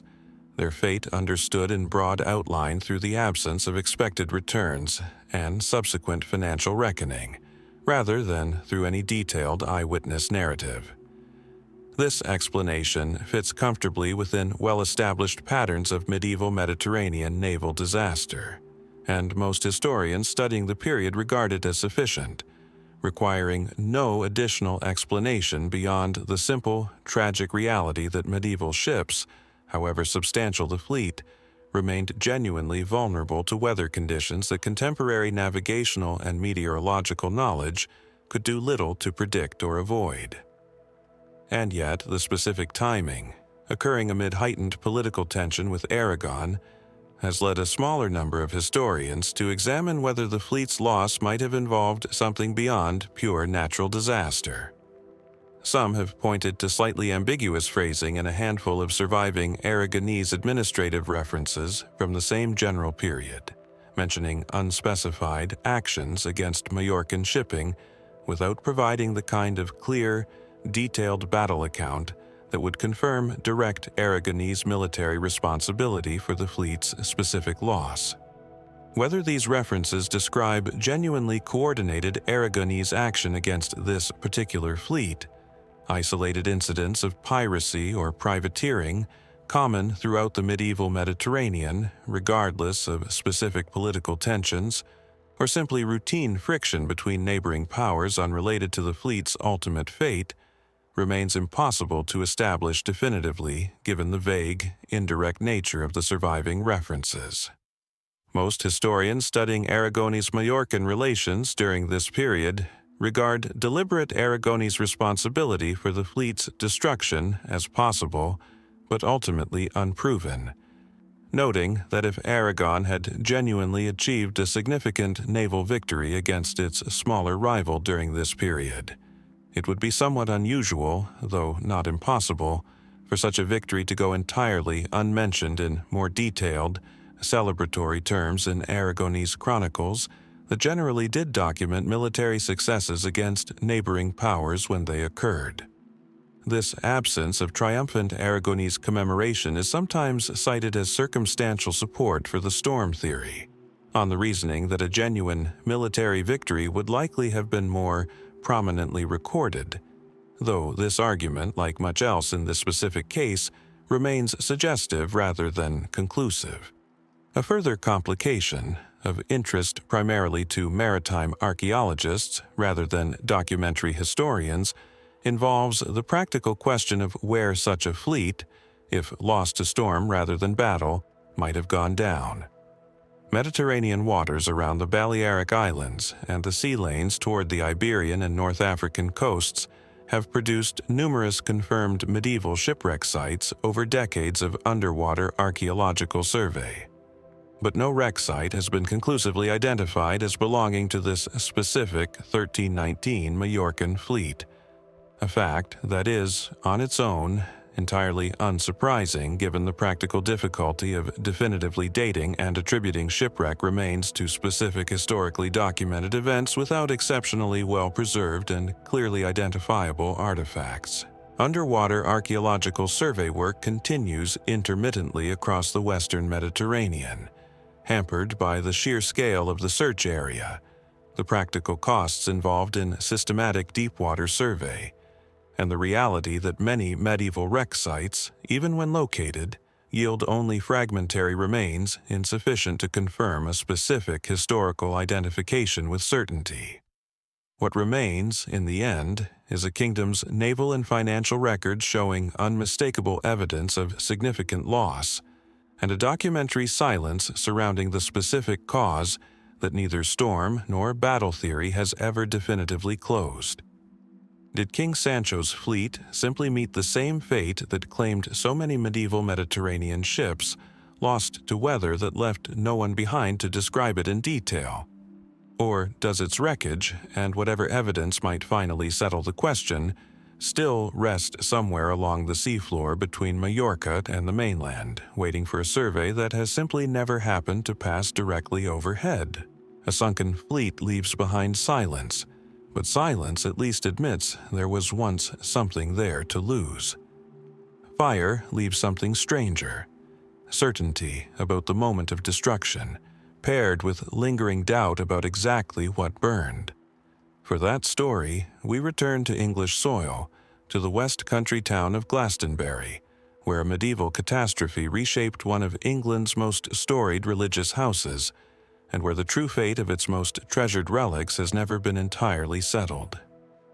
Glastonbury Abbey in Somerset, England, occupies a peculiar and outsized place in English religious and legendary history.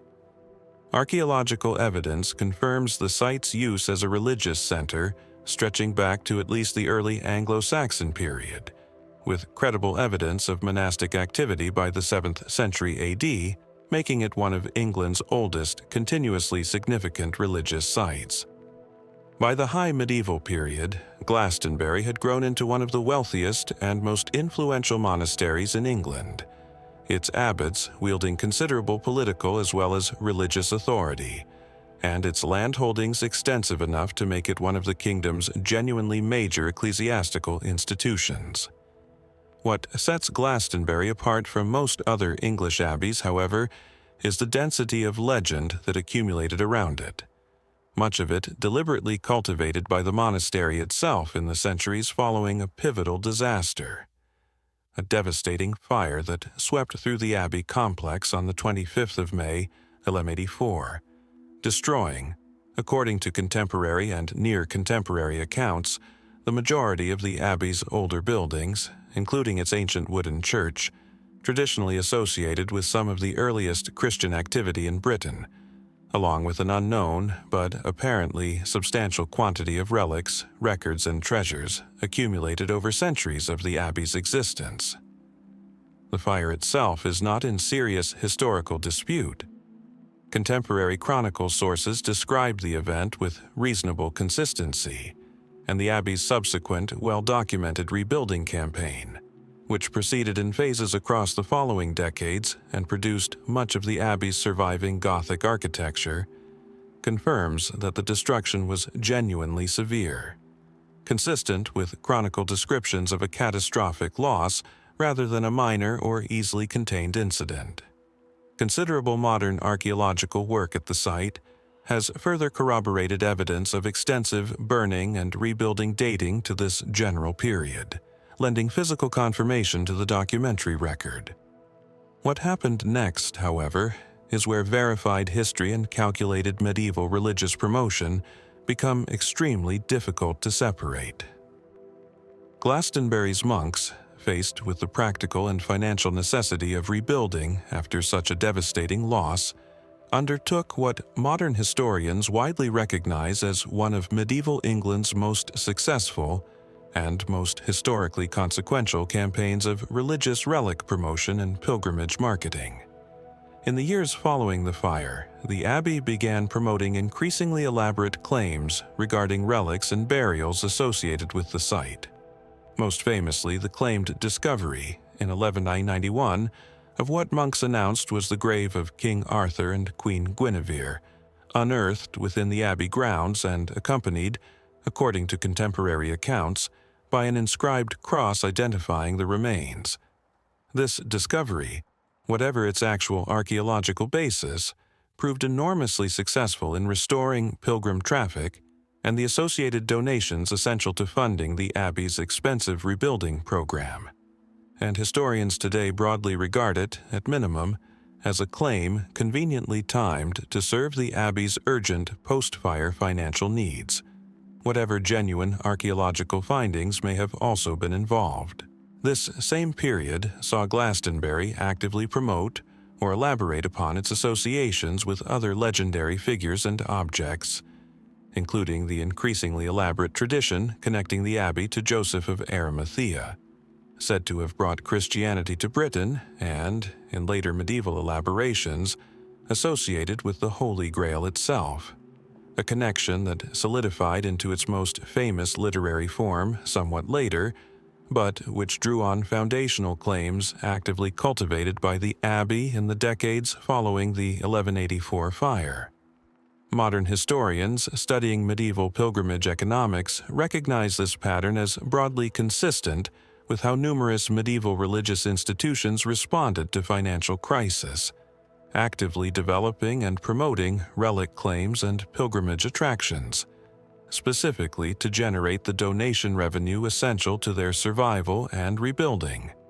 a practice well documented at other English and continental religious sites facing comparable financial pressures. It is against this backdrop of documented financially motivated relic promotion that the specific question of what relics genuinely existed at Glastonbury before the fire, and what happened to them during and after it, becomes genuinely difficult to answer with confidence. Pre-fire Abbey records describing the monastery's relic holdings are themselves fragmentary, and later medieval accounts describing the Abbey's treasures were produced, in many cases, by the same institution actively engaged in promotional relic marketing, making it exceptionally difficult for modern historians to distinguish between relics that genuinely existed at Glastonbury before 1184 and were lost or damaged in the fire, relics that survived the fire and continued in the Abbey's possession, and claims developed or substantially embellished afterwards specifically to serve the rebuilding campaign's promotional needs. Mainstream historians studying Glastonbury's medieval history generally approach this problem with considerable methodological caution, treating the Abbey's own later claims about its relic holdings, particularly anything connected to Arthurian or Grail legend, with appropriate skepticism given the well-documented financial motivations at play, while still acknowledging that the fire itself genuinely destroyed real historical material, quite apart from whatever legendary elaboration followed. Most specialists regard the core loss, older architectural fabric, some genuine early relics, and administrative or historical records, as a real and significant historical event, while treating the specific inventory of what exactly was lost as fundamentally unrecoverable given the fragmentary and compromised nature of the surviving sources. This is, in itself, a genuinely interesting historical situation, a documented catastrophe whose specific losses cannot be precisely enumerated, not primarily due to simple record loss of the kind explored in other chapters of this journey, but because the institution's own subsequent promotional activity actively muddied the historical water regarding what had existed in the first place. A smaller number of researchers, working at the more speculative edges of Glastonbury scholarship, have focused specifically on a category of pre-fire relic claims that predate the Abbey's post-1184 promotional campaign, appearing in earlier, seemingly less commercially motivated monastic records, and have suggested that some genuine older relics, potentially including material connected to the Abbey's earliest, most historically obscure Anglo-Saxon foundation period, may have survived the fire in damaged or partial form, only to be quietly absorbed into or reinterpreted as part of the Abbey's later, more elaborate promotional relic claims, effectively hiding genuine older material inside embellished later presentation. Under this theory, some kernel of authentic pre-fire relic material might still be identifiable in principle within later medieval descriptions if approached with sufficiently careful source analysis, capable of distinguishing older, less embellished textual layers from later promotional editions. This remains a genuinely speculative area of study, and most Glastonbury specialists caution that the Abbey's thorough and sustained promotional reshaping of its own history across the following centuries makes this kind of textual archaeology extremely difficult to conduct with confidence, given how thoroughly later medieval and early modern accounts of the Abbey's history are intertwined with material generated specifically to serve pilgrimage and fundraising purposes rather than dispassionate historical record-keeping. Compounding the difficulty further, Glastonbury Abbey suffered a second, entirely separate catastrophe during the dissolution of the monasteries under Henry VIII in 1539, when the abbey was forcibly closed, its last abbot executed, and its buildings substantially stripped and left to decay, a process that resulted in further, well-documented losses of whatever relics, records, and treasures the institution still held at that considerably later date. This second wave of destruction means that even relics or records that had genuinely survived the 1184 fire faced an additional, independent risk of loss roughly 3.5 centuries later, further complicating any effort to trace specific pre-fire material through to the present day. Archaeological work at the Glastonbury Abbey site has continued intermittently since the early 20th century, including notable excavations in the 1950s and subsequent reanalysis of earlier excavation records using modern archaeological standards, work that has helped clarify aspects of the site's physical development, while generally reinforcing the difficulty of connecting specific surviving archaeological evidence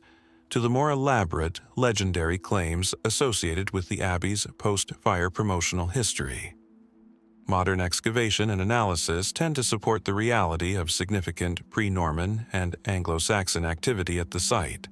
consistent with genuine early religious significance, while providing little support for the more specific and clearly later developed Arthurian and Grail-related claims. Today, Glastonbury Abbey exists as a well-preserved ruin and popular heritage site, its Gothic architecture largely dating from the post-1184 rebuilding campaign that the fire necessitated, and its grounds continuing to attract visitors drawn as much by centuries of accumulated legend as by its genuine, well-documented significance as one of England's most important early medieval religious sites. The Abbey's promotional success in the decades following the fire proved remarkably durable, shaping popular understanding of the site for more than 8 centuries since. But beneath the layers of medieval marketing and modern tourism, a narrower, more genuinely historical question remains open. What exactly did Glastonbury's monks lose on that day in May 1184, before any promotional embellishment began reshaping how the loss and the relics connected to it would be remembered? Did the fire simply destroy what centuries of subsequent legend eventually replaced with something more marketable? Or does some genuine fragment of the Abbey's authentic earliest history still sit, quietly disguised within later medieval elaboration, waiting for a researcher patient enough to separate what burned from what was built, quite deliberately, on top of its ashes? Marketing built on ashes is one kind of medieval mystery. A military order's treasury, vanishing at the precise moment its entire institutional structure was legally dissolved and absorbed by a rival, is quite another. For this chapter, we travel north, along the Baltic coast, to the crusading frontier of medieval Livonia, where a knightly order's final years remain far murkier than the dramatic battle that supposedly ended them. The ruins of castles scattered across modern Latvia and Estonia, at Cesses, Sigulda, and numerous smaller sites along the Daugava and Gauja river valleys mark the territory once controlled by the Livonian Brothers of the Sword, formerly known as the Fratres Militia Christi Livoniae, a Catholic military order founded around 1202 specifically to support the Christianization and conquest of the pagan Baltic peoples of what is now Latvia and Estonia. Modeled loosely on the Templars and other crusading orders active in the Holy Land during the same broad era, the Brothers of the Sword operated under papal and episcopal sponsorship, waging what contemporary sources termed the Livonian Crusade against the region's Baltic and Finnic pagan populations across the first decades of the 13th century. The order's history is reasonably well documented for a relatively obscure, regional crusading body, thanks largely to chronicles like the Livonian Rhymed Chronicle and the writings of Henry of Livonia, whose contemporary account of the region's conquest remains one of the most valuable surviving sources for understanding this specific corner of medieval crusading history. These sources describe the Order's steady territorial expansion through military campaigns against Baltic tribal confederations, its frequently tense relationship with the Archbishopric of Riga and other regional ecclesiastical authorities who nominally held overlapping claims to conquered territory, and its accumulation, over several decades, of substantial landholdings, fortified castles, and the administrative and financial infrastructure necessary to sustain continuous military campaigning across a genuinely difficult frontier region. The Order's dramatic end is, on its surface, well established. In 1236, the Brothers of the Sword suffered a catastrophic defeat at the Battle of Saul against a coalition of Samogitian and Semigallian forces, a defeat contemporary sources describe as devastating enough to kill a substantial portion of the Order's active knightly membership, including its master. This military catastrophe proved sufficiently severe that, the following year,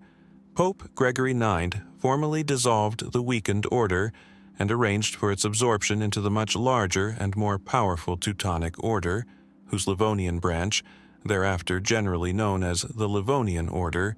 inherited the Brothers of the Sword's remaining territories, castles, and institutional responsibilities across the region. This narrative, battle, catastrophic loss, papal dissolution, absorption by a stronger order, is clean, well-documented, and broadly uncontested among historians studying Baltic crusading history. What is considerably less clear, and where this specific mystery begins, concerns the fate of the Order's accumulated material wealth during the transition, a period of institutional upheaval compressed into little more than a single year between the defeat at Saul and the formal absorption arranged by Rome. Military orders of this type, operating across several decades of active territorial conquest and administration, typically accumulated substantial material resources beyond simple weapons and fortifications. Treasury reserves drawn from tribute, land revenues, and donations from sympathetic nobility across Catholic Europe eager to support crusading efforts against pagan populations, accumulated valuables including precious metalwork, religious objects, and diplomatic gifts, and administrative records documenting land grants, financial obligations, and the Order's extensive network of local agreements with converted or subjugated populations across its territory. The Teutonic Order's own later, considerably better documented administrative practices in Prussia and Livonia demonstrate that military orders of this era generally maintained fairly sophisticated financial administration, making it reasonable to assume the Brothers of the Sword maintained something broadly comparable during their several decades of independent operation, proportional to their smaller overall scale. Surviving Teutonic Order, administrative records from the years immediately following the 1237 absorption, while documenting the transfer of specific castles, landholdings, and administrative responsibilities in reasonable detail, are notably less specific regarding what liquid treasury assets, precious objects, or comprehensive financial records the Brothers of the Sword possessed at the moment of dissolution, and what portion of these assets, if any, were formally transferred to Teutonic Order control as part of the absorption process. This gap has drawn sustained attention from historians studying the specific mechanics of the transition, precisely because the broader pattern of institutional absorption, castles and territory clearly changing hands, is so much better documented than the parallel question of what happened to the dissolved Order's movable wealth. The mainstream historical explanation for this gap centers on the genuinely chaotic circumstances surrounding the transition itself. The Battle of Saul killed a substantial portion of the Order's senior leadership,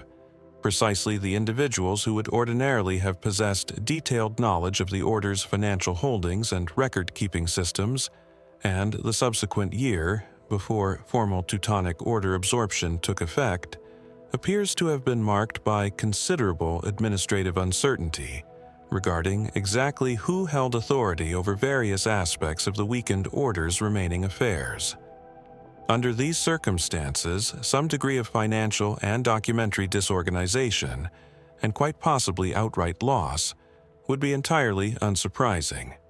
and most historians studying the transition regard this as sufficient explanation without requiring anything more specific. This explanation gains further plausibility from the broader pattern of how military order dissolutions and absorptions generally proceeded during this era across Europe, processes that, even under considerably calmer circumstances than the Brothers of the Sword's catastrophe-driven collapse, frequently generated exactly this kind of documentary gap regarding precise financial transfers, since the surviving records tend to prioritize the transfer of tangible territorial and military assets, castles, garrisons, and land rights over comprehensive treasury accounting, a pattern consistent with the practical priorities of medieval administrators focused on maintaining military and political control of a contested frontier region rather than producing the kind of detailed financial documentation modern historians might prefer. A smaller number of researchers, however, have pointed to a specific detail preserved in later Livonian regional chronicles, compiled considerably after the events themselves, but apparently drawing on some earlier source material now lost, suggesting that certain elements within the order, aware of the impending dissolution and absorption even before it was formally announced by Rome, may have taken independent action regarding at least a portion of the order's remaining treasury and valuables, specifically to keep these resources outside direct Teutonic order control during the transition. The chronicle language describing this is notably vague, and was written well after the fact, making it impossible to determine whether it reflects genuine historical memory of specific actions taken during the transition. Later, speculation attempting to explain the same documentary gap modern historians have identified, or simply a garbled transmission of some entirely unrelated historical detail that became attached to this particular institutional transition through the ordinary process of chronicle compilation and copying across successive generations. Most historians specializing in the Livonian Crusade and the broader history of Baltic military orders treat this specific chronicle reference with considerable caution, noting that 13th century Livonia produced relatively few detailed, reliable administrative sources compared to better documented crusading contexts in the Eastern Mediterranean, and that later regional chronicles compiled generations after the events they describe are particularly susceptible to exactly this kind of retrospective embellishment or confusion, regardless of how specific or plausible individual details might appear in isolation. What makes this particular gap somewhat more intriguing than ordinary medieval administrative silence, though still far short of confirmed mystery, is the specific timing involved. Unlike most military order dissolutions, which typically proceeded through more extended, comparatively orderly processes, even when triggered by military defeat, the Brothers of the Sword's collapse and absorption occurred within an unusually compressed time frame,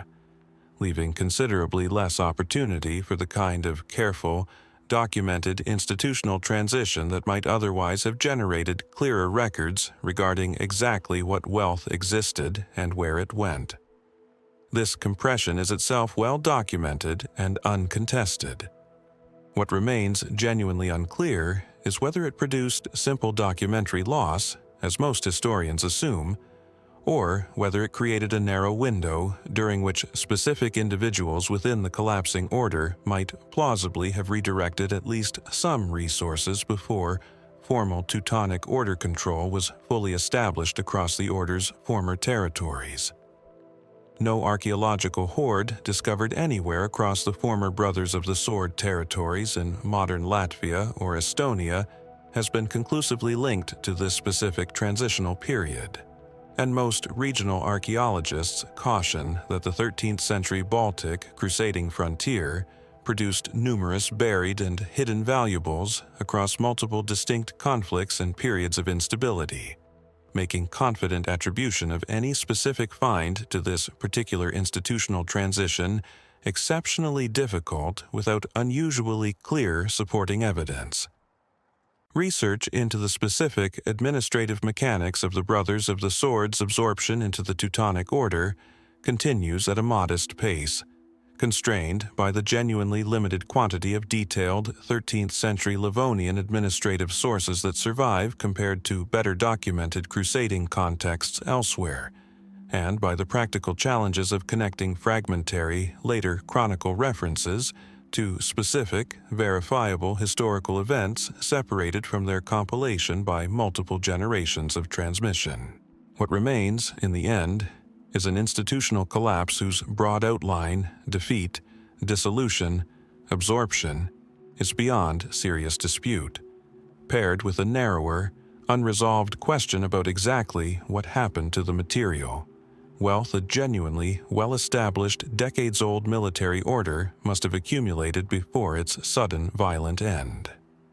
Did the treasury of the Livonian Brothers of the Sword simply dissolve into administrative confusion during the chaotic year between catastrophic defeat and formal absorption, its records and valuables never carefully separated from the general upheaval of the transition? Or did someone, in that narrow window before Rome's decision took full effect, make a deliberate choice about where at least a portion of that wealth would go, one that the surviving chronicles have only ever hinted at and never fully explained? One order's wealth may have slipped away in a single chaotic year of transition. But sometimes what disappears isn't gold or parchment at all. It's a king's own body, laid to rest with all the ceremony a medieval kingdom could muster. And then, through a sequence of events historians still cannot fully reconstruct, lost entirely from the record of where, exactly, he lies. For this chapter, we return once more to Navarre, the small Pyrenean kingdom already explored earlier in this journey, but to an era centuries before its crown vanished, and to a mystery of a very different kind. Sancho IV of Navarre, often called Sancho Garcés IV or Sancho el de Peñalén, ruled the Kingdom of Navarre from 1054 until his death in 1076, a reign that occupies a genuinely pivotal, if turbulent, position in the kingdom's medieval history. He inherited the throne as the eldest son of Garcia Sanchez III, and his rule coincided with a period of intense political maneuvering among the Christian kingdoms of northern Iberia, Navarre, Castile, and Aragon, all jockeying for territorial advantage and dynastic influence, as the broader Reconquista slowly reshaped the peninsula's political map. Sancho IV's reign and his death are documented with reasonable consistency across multiple medieval chronicle sources, though the documentation is considerably thinner and more fragmentary than what survives for larger, better-resourced medieval kingdoms of the same era. According to the most widely accepted historical account, Sancho was assassinated in 1076, reportedly thrown from a cliff near Peñalén, in circumstances that later chroniclers attribute to a conspiracy involving members of his own family, allegedly including his brother Ramon and his sister Ermesinda, motivated by a mixture of personal and political grievances that chronicle sources describe with varying degrees of detail and, in several cases, outright contradiction regarding the specific individuals responsible and their precise motivations. This violent, family-implicated death is itself unusual enough to have drawn sustained historical attention, but it is what happened afterward, specifically regarding the king's burial, that constitutes the genuine mystery at the heart of this chapter. Medieval Navarrese and Iberian royal burial practices generally followed reasonably well-documented patterns,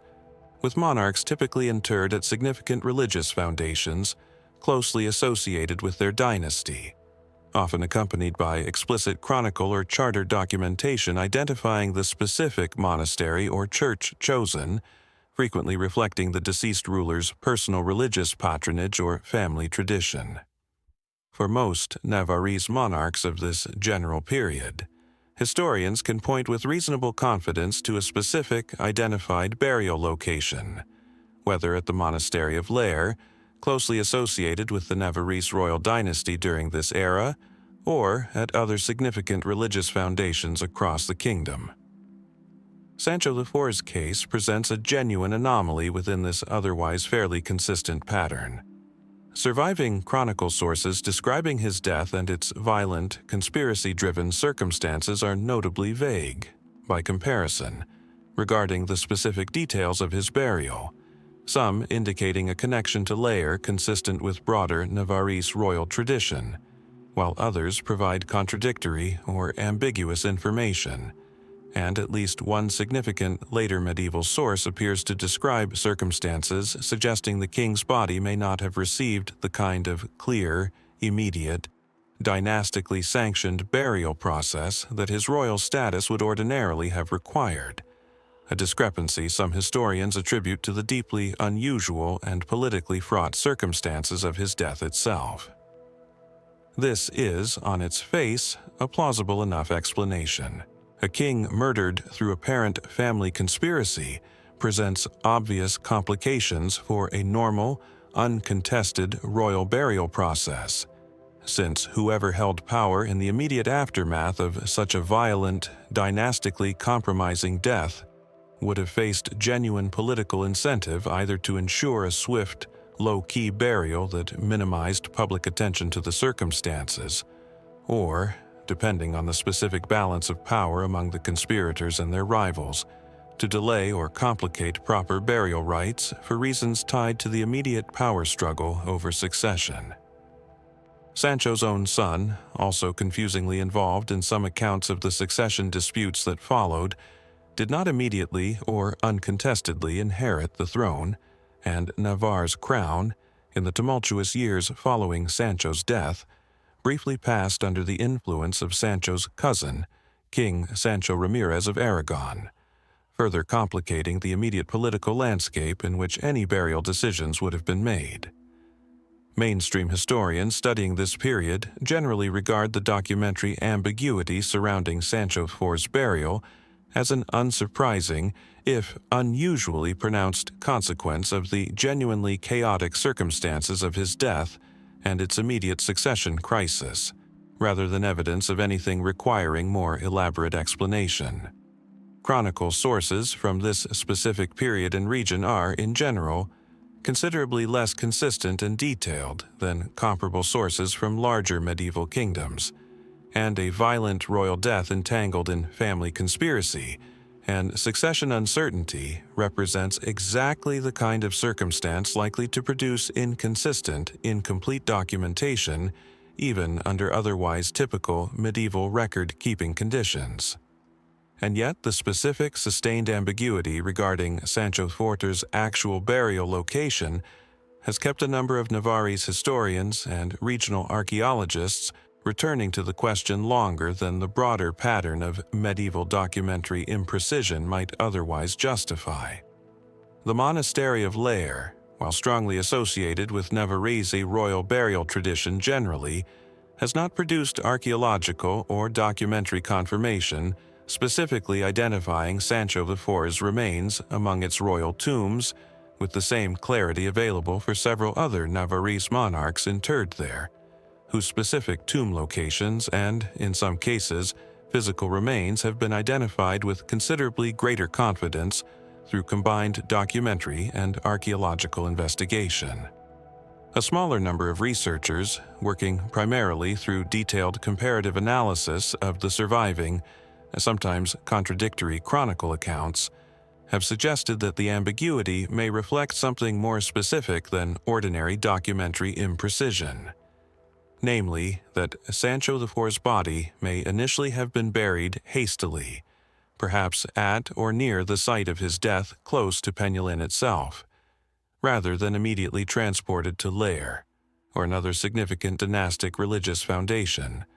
with a later, more formal royal reburial at a dynastically appropriate site occurring only after the immediate succession crisis had stabilized. A practice not without precedent in medieval royal burial history more broadly, where politically inconvenient deaths sometimes produced exactly this kind of two-stage burial process. An initial, expedient interment followed by a later, more ceremonially appropriate reburial once circumstances allowed. If such a two-stage process occurred in Sancho's case, it would help explain the surviving chronicles' apparent confusion,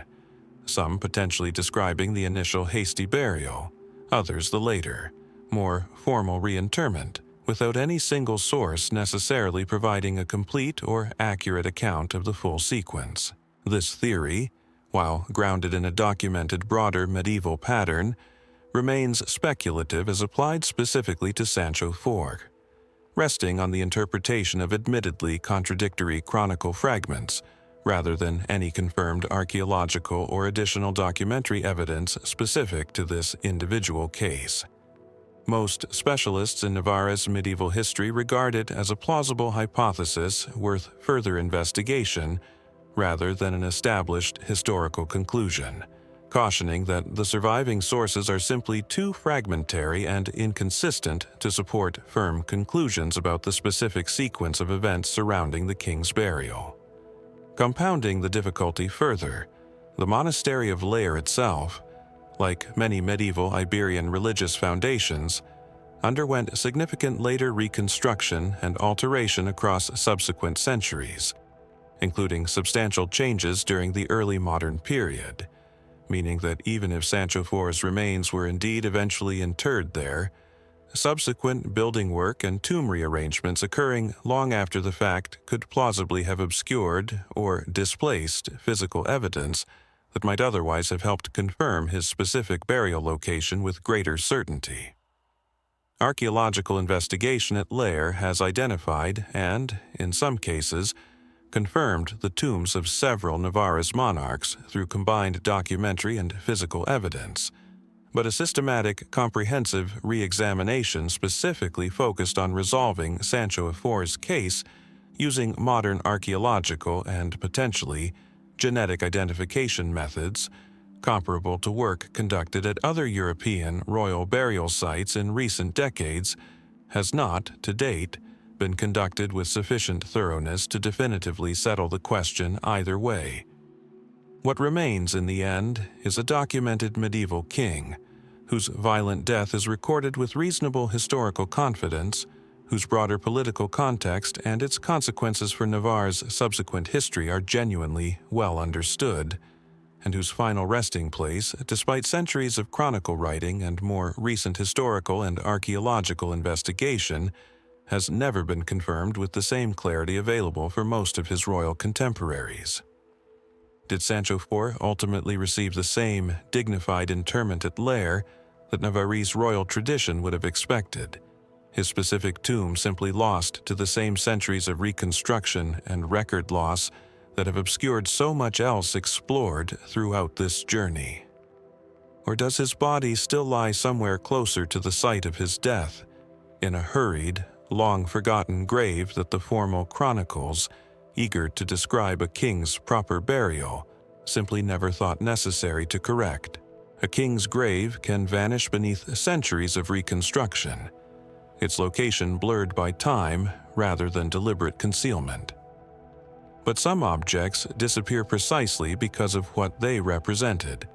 Not a body to bury, but an authority to wield, one so valuable that its loss became entangled with the desperate final years of an empire clinging to survival by little more than diplomacy and borrowed time. For this chapter, we travel to the fading Latin Empire of Constantinople, and to the seal of an emperor who spent much of his reign begging Western Europe for help that never fully arrived. Baldwin II ruled as the last Latin emperor of Constantinople, holding the title from 1228 until the empire's final collapse in 1261, when Byzantine forces under Michael VIII Palaiologos recaptured the city and effectively ended the Latin Empire established following the Fourth Crusade's notorious sack of Constantinople in 1204. Baldwin's reign represents, in many respects, the slow, drawn-out final act of a political experiment that had been struggling for viability almost from its inception. An empire imposed on Byzantine territory by Western Crusaders that never achieved the kind of stable local legitimacy or sufficient resources needed to secure its long-term survival against determined Byzantine successor states, steadily reclaiming lost ground from bases in Nicaea and elsewhere. Baldwin himself became emperor as a child, inheriting a throne whose practical authority had already diminished considerably by the time he assumed even nominal rule,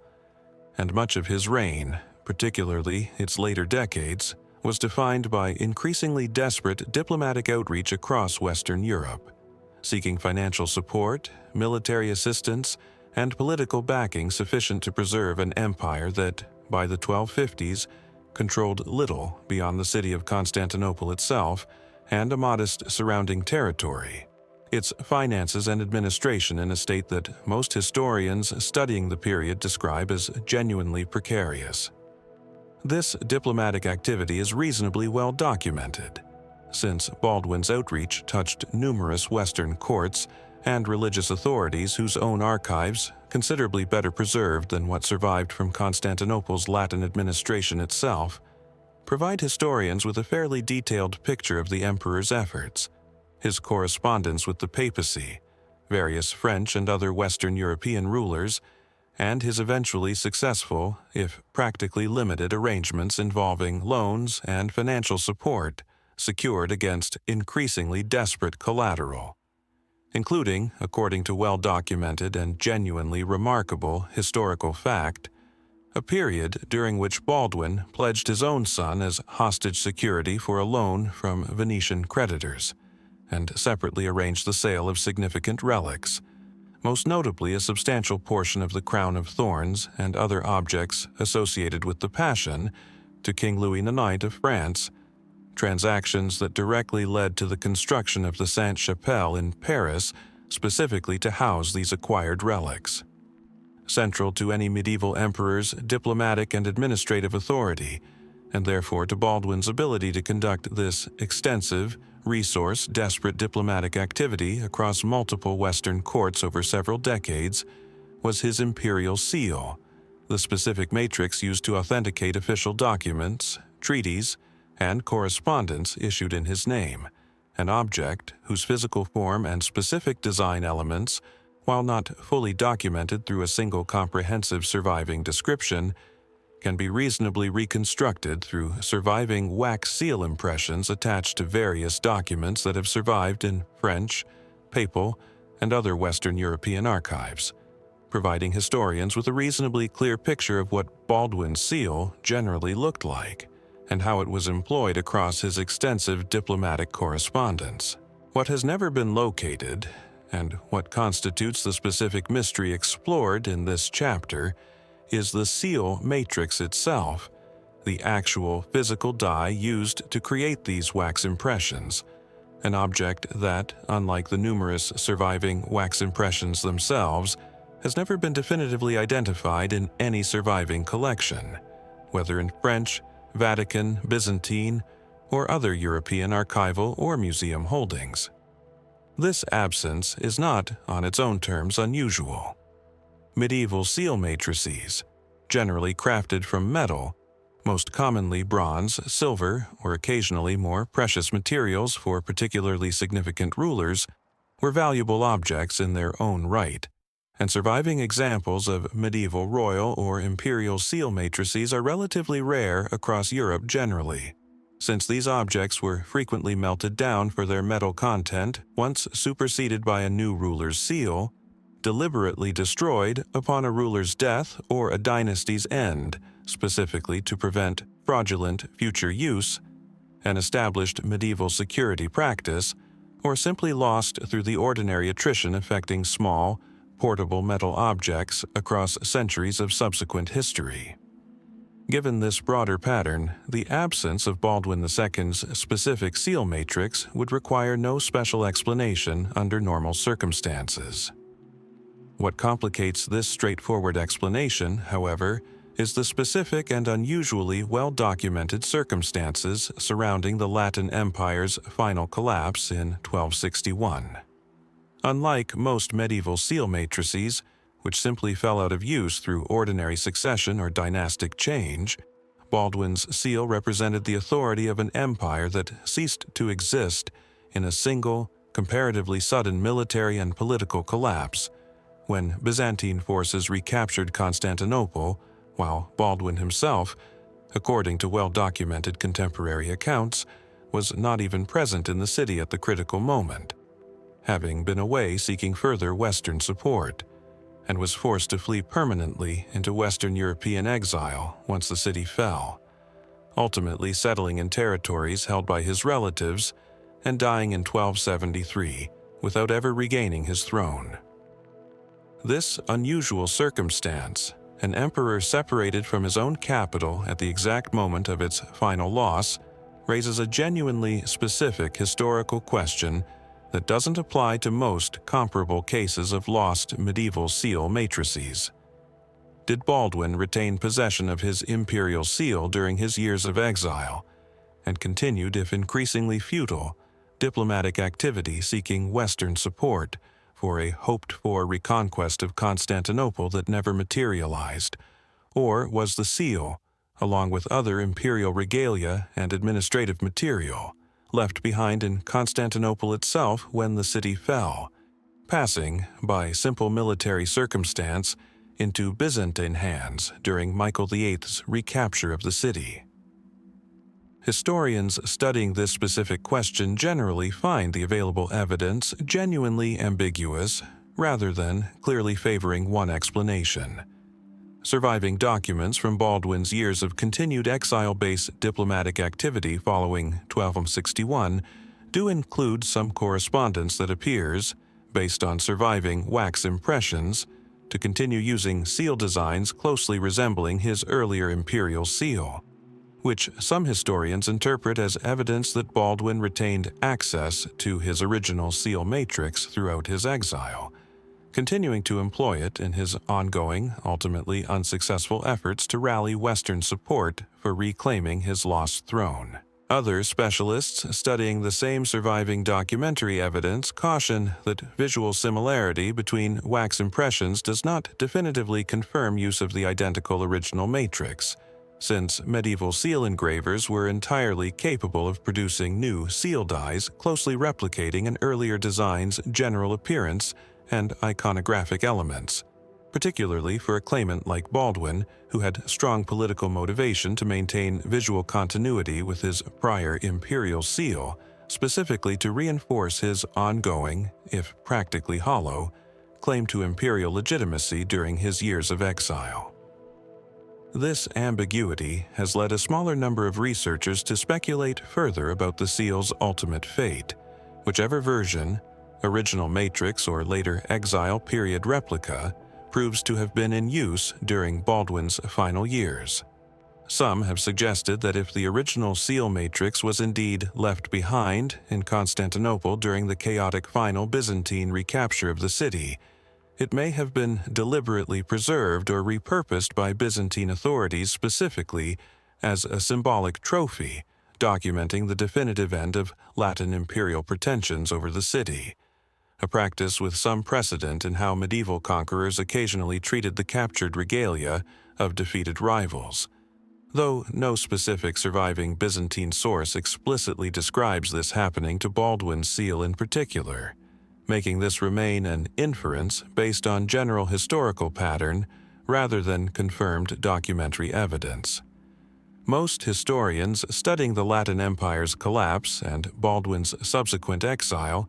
regard the seal's specific fate as a genuinely minor historical detail relative to the much larger, better documented political and military history of Constantinople's final Latin decades, and caution that the surviving evidence simply does not support confident conclusions regarding this narrow, specific question. Whatever broader interest it might hold for specialists in medieval sigillography, the specialized study of seals and their use, a field that has, in recent decades, brought renewed scholarly attention to previously under-examined aspects of medieval seal production, use, and eventual disposal across various European contexts. Research into surviving Latin Empire administrative and diplomatic documentation continues at a modest, specialized pace, aided periodically by renewed archival examination of French, Papal, and other Western European collections holding correspondence from Baldwin's reign and subsequent exile.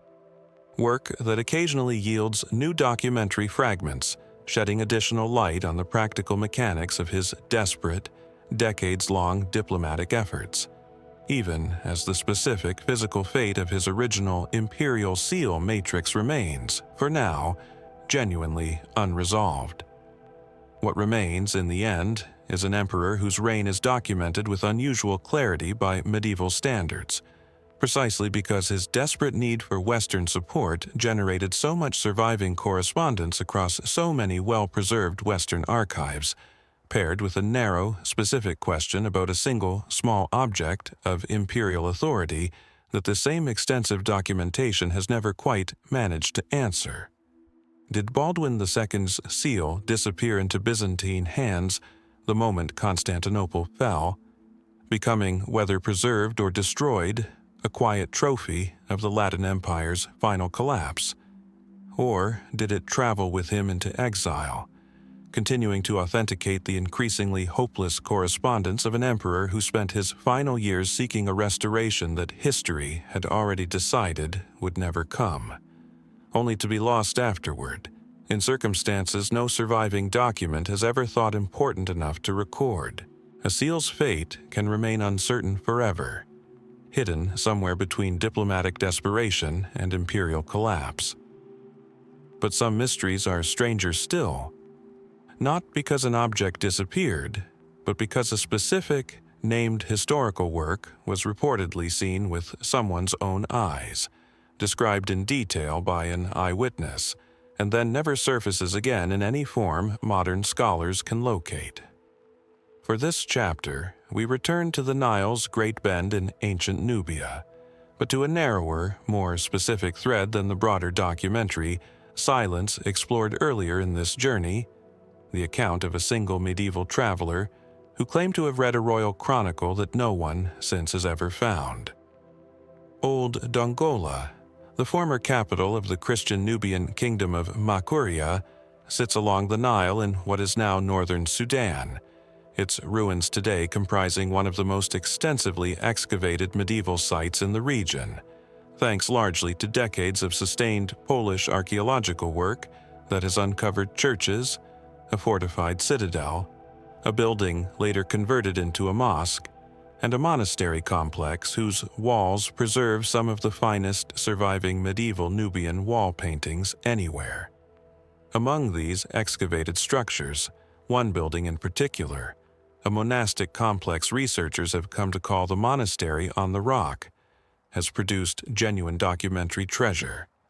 Caches of manuscripts, letters, and administrative fragments written in Old Nubian, Greek, and Coptic, preserved by the region's dry climate, and gradually being catalogued and translated by a small international community of specialists in the Old Nubian language. This is the broader context already explored in an earlier chapter of this journey, and it establishes something important. Makuria was a literate, administratively sophisticated Christian kingdom that maintained detailed documentation across centuries, and archaeologists continue to recover genuine fragments of that documentation directly from the ground.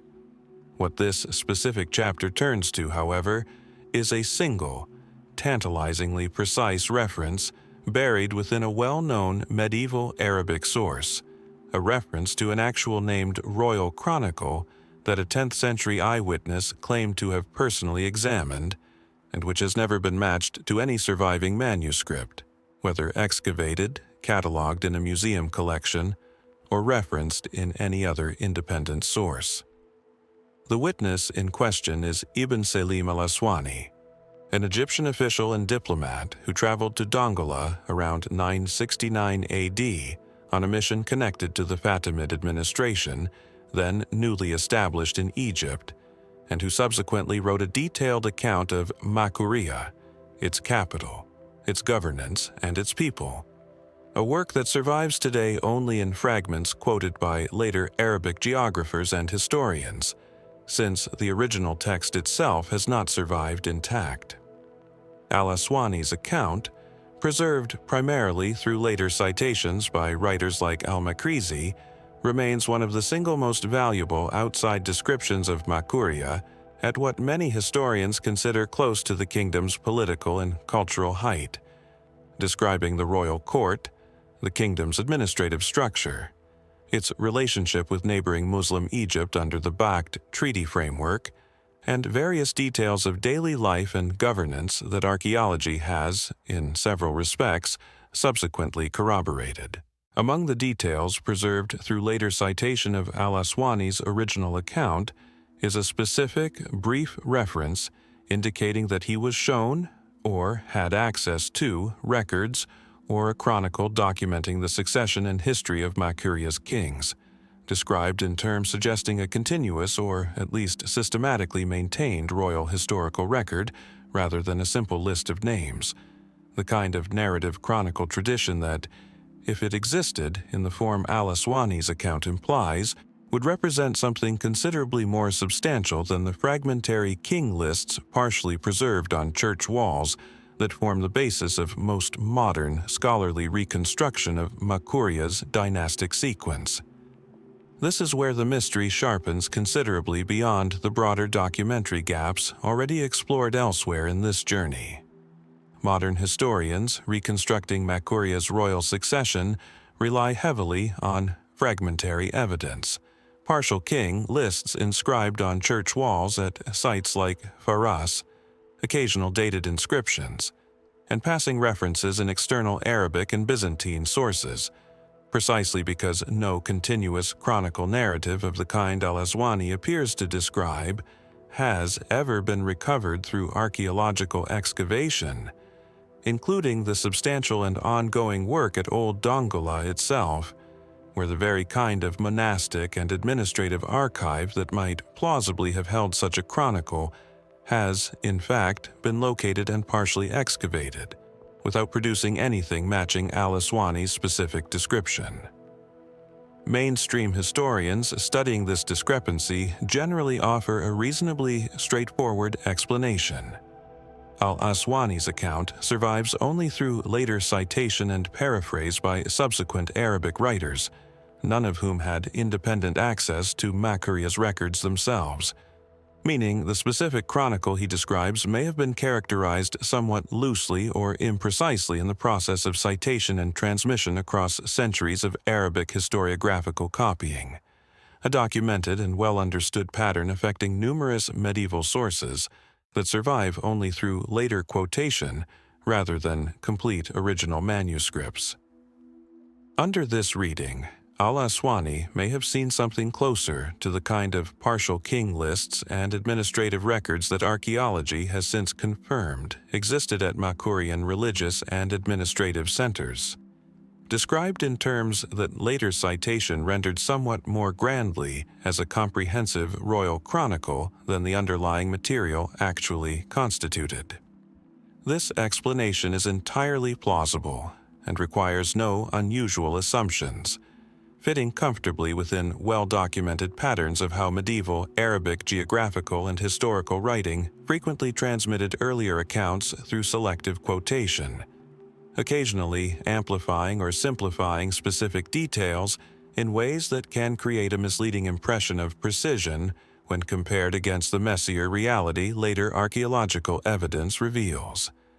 Most specialists studying Nubian history and the al-Aswani text specifically regard this as the most economical reading of the discrepancy, and yet a smaller number of researchers, focusing specifically on the internal detail and apparent specificity of the chronicle description preserved through later citation,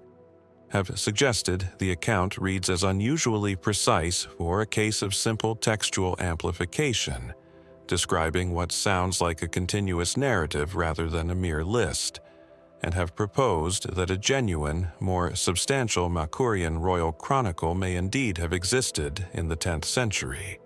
whether housed at the royal palace complex in Dongola itself, structures which have been extensively excavated but which suffered significant later disruption, including conversion of the former royal audience hall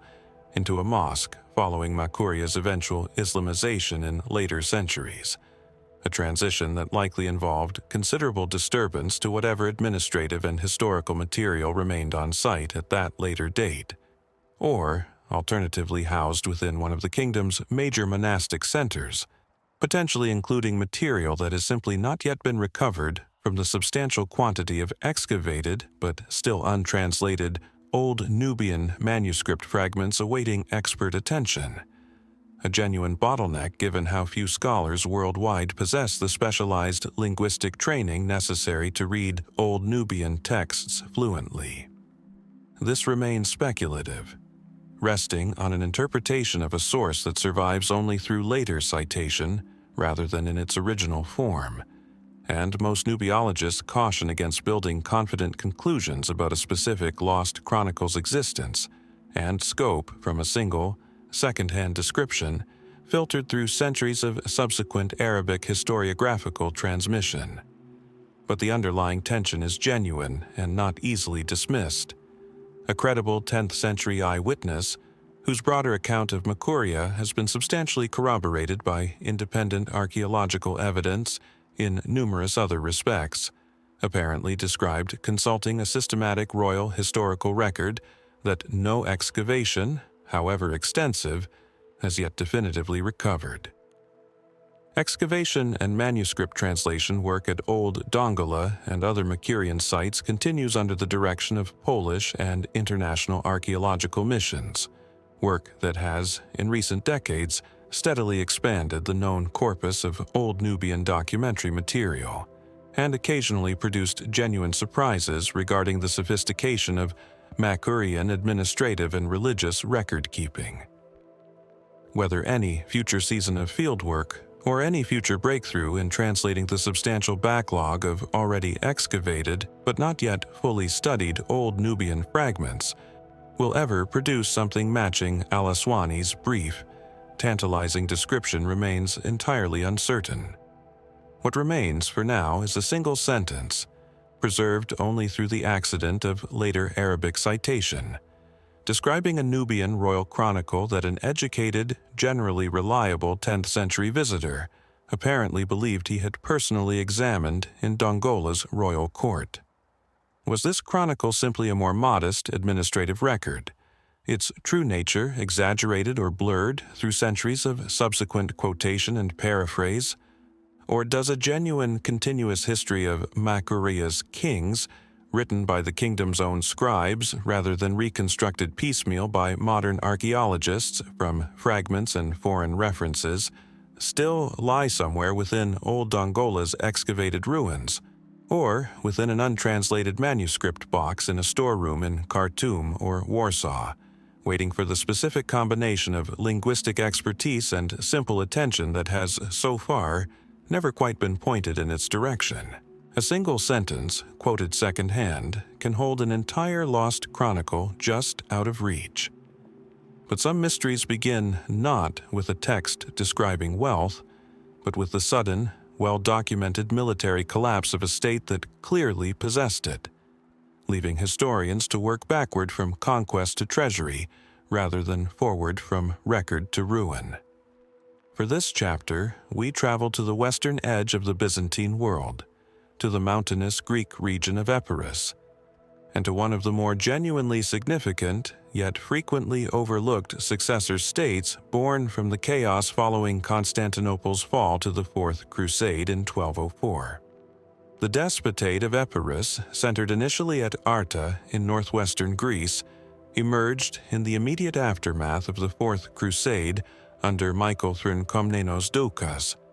a member of the extended Byzantine imperial family, who established an independent Greek successor state in territory the Crusaders never effectively controlled. Unlike the more famous Empire of Nicaea, which would eventually reclaim Constantinople itself in 1261, Epirus pursued its own, separate trajectory, at times rivaling Nicaea for the broader claim to Byzantine imperial legitimacy, briefly capturing Thessalonica and even having its ruler crowned emperor there in the 1220s under Theodore Komnenos Doukas, before a catastrophic military defeat against the Bulgarian Empire at the Battle of Klokotnitsa in 1230, severely curtailed Epirus's broader imperial ambitions and reduced it to a smaller, though still genuinely significant, regional power centered on its core territories in northwestern Greece and parts of Albania and Thessaly. Epirus's history across the 13th century is documented through a combination of Byzantine, Bulgarian, and Western sources, including the accounts of Crusader chroniclers who had their own complex, often adversarial relationships with the various Greek successor states contesting former Byzantine territory. This documentation, while considerably thinner than what survives for the Empire of Nicaea or the later restored Byzantine Empire under the Palaiologos dynasty, establishes clearly enough that Epirus functioned as a genuine state,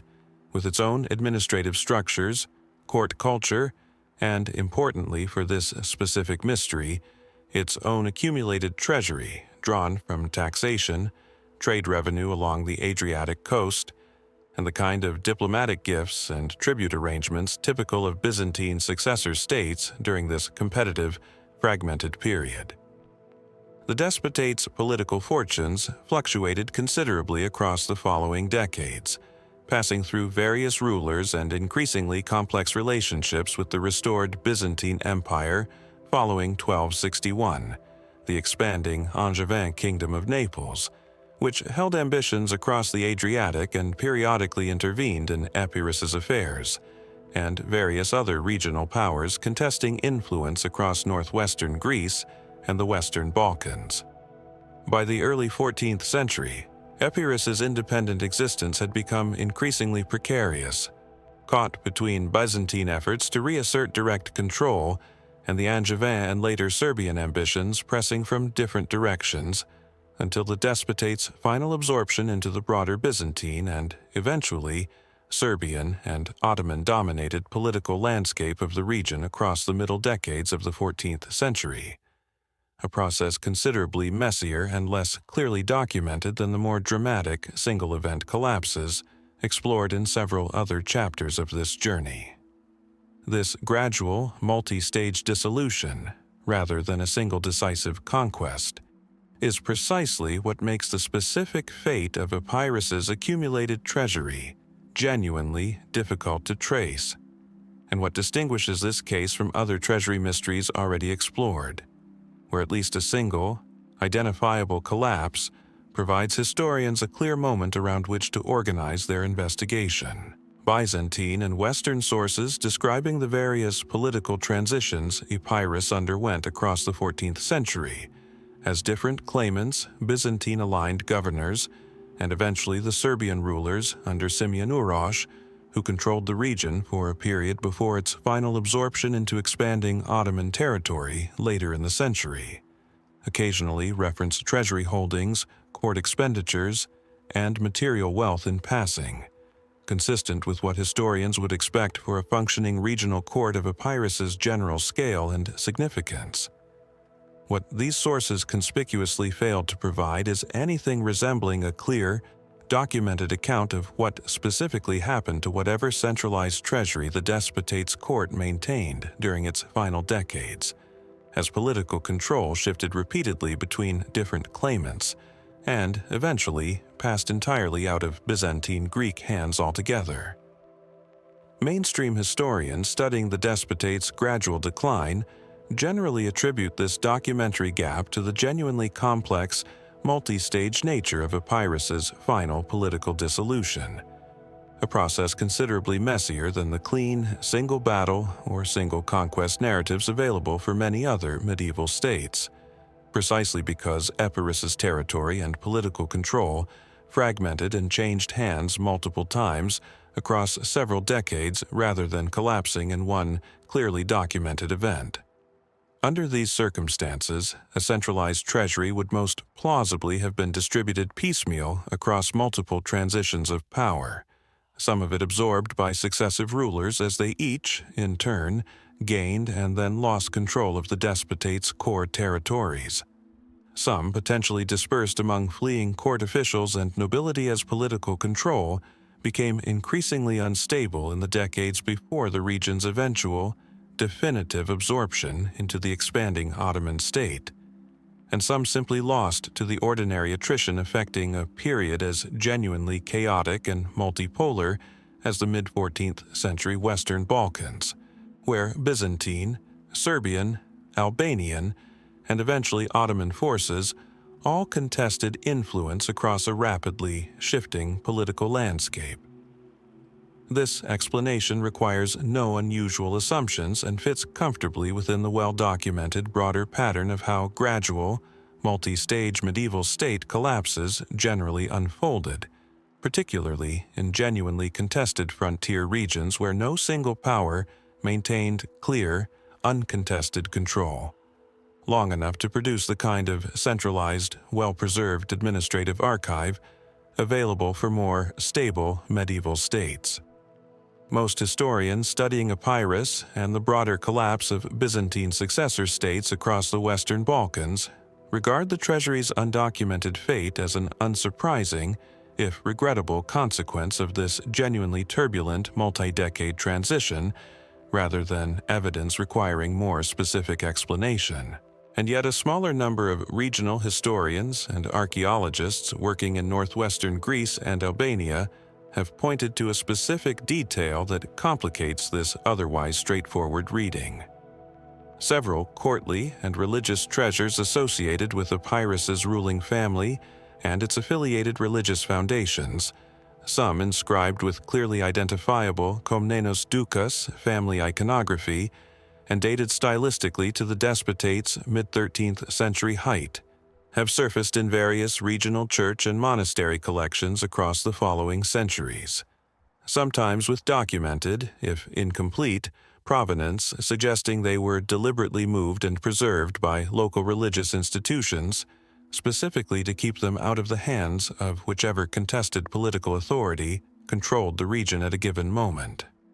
A pattern of deliberate ecclesiastical treasure preservation with reasonable historical precedent across the medieval Balkans more broadly, where local monasteries frequently served as informal, relatively secure repositories for valuable objects during periods of political instability, precisely because their religious status offered at least some practical protection against casual seizure by competing secular claimants. If this pattern of deliberate, decentralized ecclesiastical preservation extended, as some researchers suggested plausibly might have, to portions of Epirus's more centralized courtly treasury, particularly during the despotate's final, most unstable decades when court officials and religious authorities alike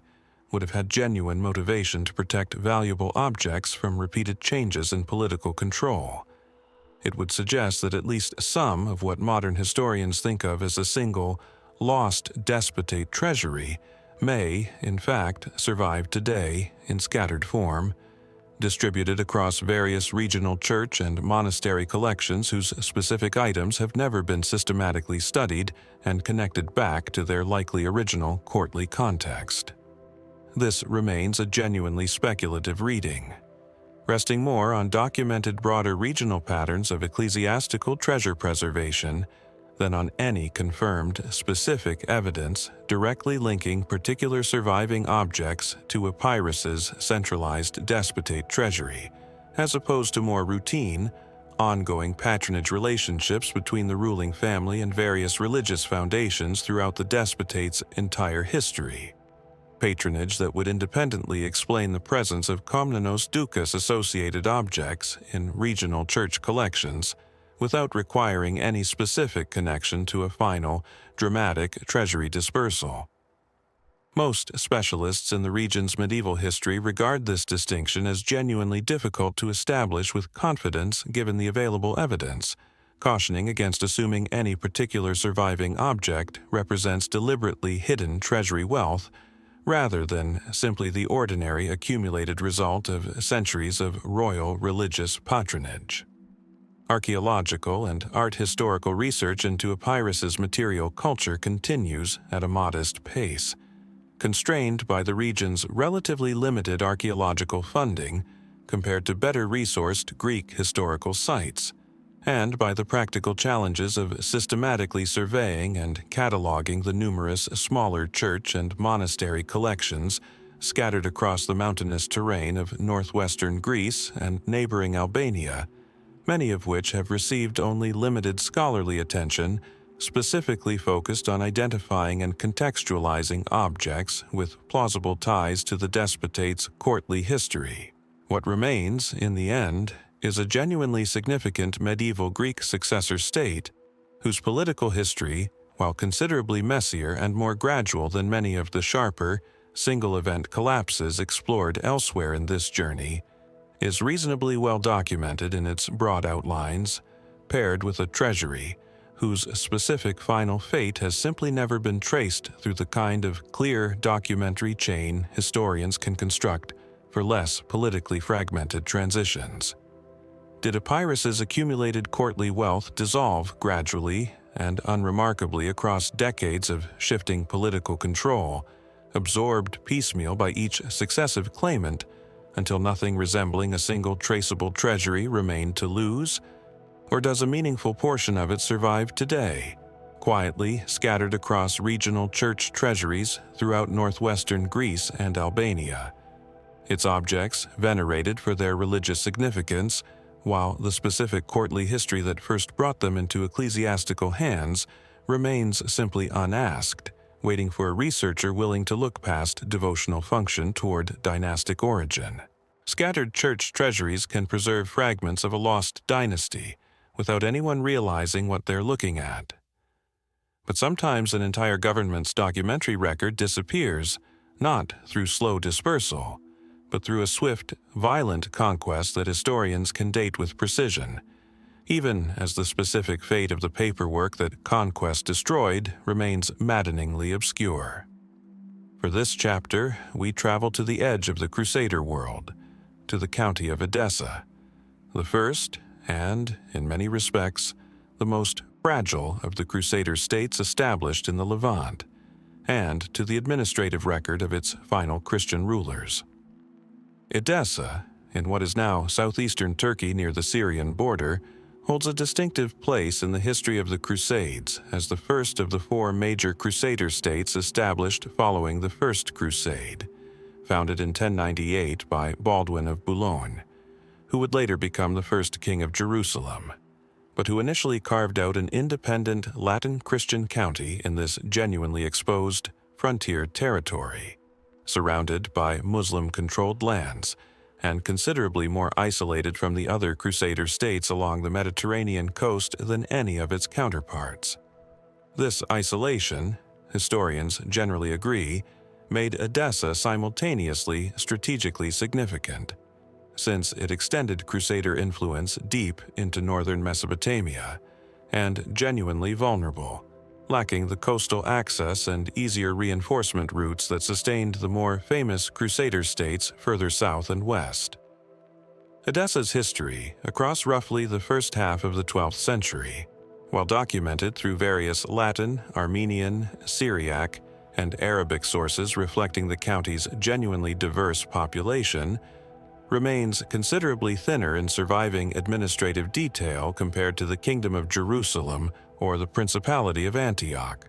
both of which maintained more extensive documented governmental and ecclesiastical structures over a longer period. Edessa's rulers, beginning with Baldwin and continuing through subsequent counts including Baldwin II, Jocelyn Hunton, and finally Jocelyn II,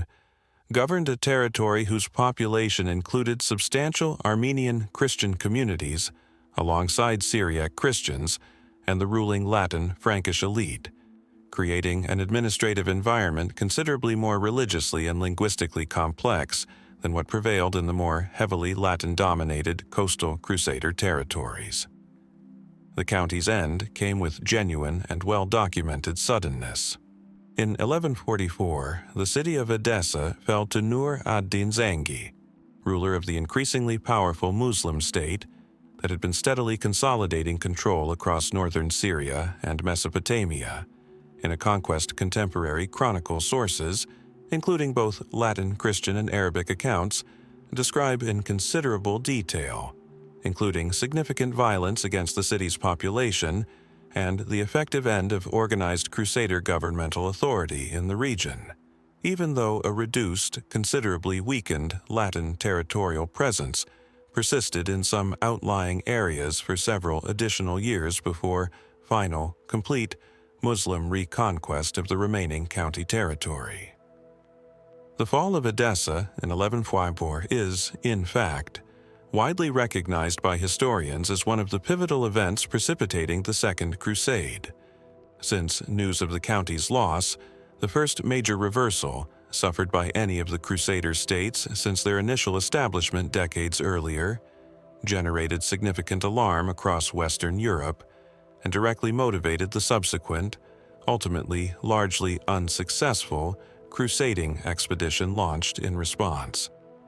This broader historical significance means Edessa's fall itself is genuinely well documented and thoroughly studied by historians of the Crusades. What has drawn much less sustained attention, and what constitutes the specific mystery explored in this chapter,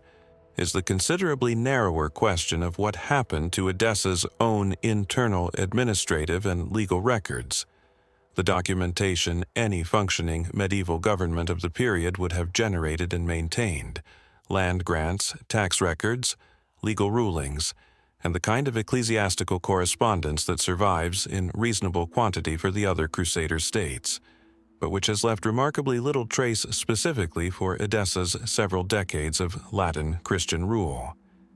This gap is, on its own, not entirely surprising given the broader pattern already established. Edessa's genuinely precarious frontier position, its more limited connection to the wider network of Crusader ecclesiastical and administrative correspondence flowing through the more centrally located coastal territories, and the sudden, violent nature of the county's final conquest in 1144 together, provide a reasonably straightforward explanation for why comparatively little Edessene administrative material survives compared to Jerusalem or Antioch. A government operating under these conditions, in a territory that fell relatively suddenly to conquest after several decades of chronic military pressure, would plausibly have generated less administrative documentation in the first place, given the practical challenges of maintaining sophisticated governmental record-keeping in a frontier territory under near constant military threat. And whatever documentation did exist would have faced a genuinely severe risk of destruction or loss during the specific violent circumstances of the 1144 conquest itself, circumstances contemporary sources describe as involving significant violence and disruption to the city's population and institutions. Most historians studying the Crusader states generally accept this straightforward explanation for Edessa's comparatively thin surviving administrative record, treating it as an unsurprising consequence of the county's genuinely difficult frontier circumstances throughout its several decades of existence, rather than evidence requiring more specific explanation. And yet, a smaller number of researchers, focusing specifically on the county's substantial Armenian Christian population and their documented relationship with the ruling Latin Frankish administration, have raised a more particular question that the broader frontier chaos explanation doesn't fully address. Armenian Christian communities across the medieval Near East, including in territories entirely outside Crusader control, generally maintained strong independent traditions of ecclesiastical and communal record-keeping,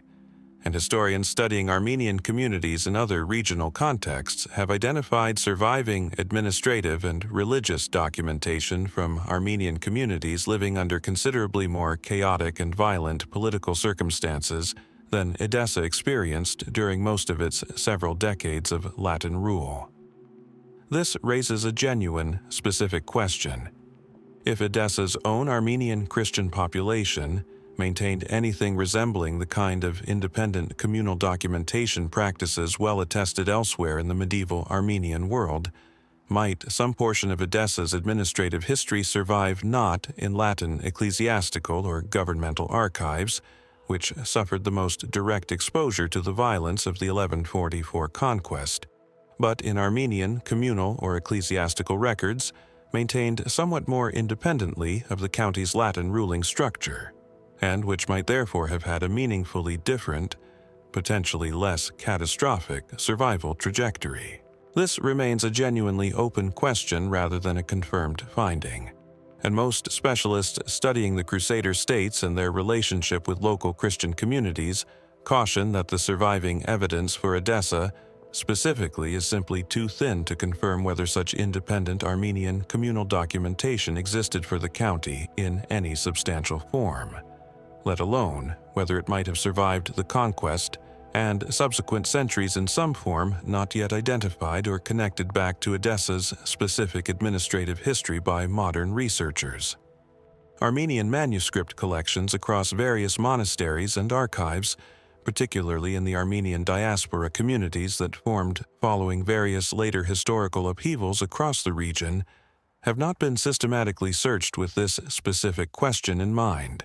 representing a genuine, if narrow and speculative, avenue for potential future research rather than any confirmed lead. A further complication, acknowledged by researchers on both sides of this specific question, involves the practical reality that Edessa's population, following the 1144 conquest and subsequent decades of continued regional instability as various Muslim powers, and eventually the Mongols in the 13th century, contested control across the broader region, experienced significant displacement and dispersal, a pattern that would have affected the survival prospects of any community-maintained records considerably, regardless of whether Armenian, Syriac, or Latin in origin, simply through the ordinary disruption of communities scattering across a genuinely unstable regional political landscape, spanning multiple subsequent centuries of continued upheaval. Research into the surviving Armenian, Syriac, and Arabic sources touching on Edessa's Latin Christian period continues at a modest, specialized pace, constrained by the genuinely limited number of scholars with the specific linguistic and historical training necessary to work across this particular combination of medieval languages and source traditions, and by the practical challenges of searching for material connected to a relatively minor historical question within the vast, only partially catalogued manuscript holdings of various Armenian ecclesiastical and diaspora archives worldwide. What remains, in the end, is the first Crusader state to fall, its dramatic conquest thoroughly documented and studied precisely because of the broader historical consequences that conquest generated across Western Europe, paired with a much narrower, quieter question about the specific fate of the county's own internal governmental and communal records. A question that has simply never received the same sustained scholarly attention as the battle, the crusade it provoked, or the broader political history of the Crusader states as a whole. Did Edessa's administrative memory simply perish in the violence of 1144, exactly as its comparatively thin surviving record would suggest, a frontier government's paperwork proving no match for the sudden decisive conquest that ended it? Or does some portion of that memory persist still, preserved not by the Latin rulers whose archives bore the direct brunt of the city's fall, but by the Armenian and Syriac communities who outlasted them, in records sitting quietly in a monastery or diaspora archive that has simply never been asked whether it remembers Edessa at all?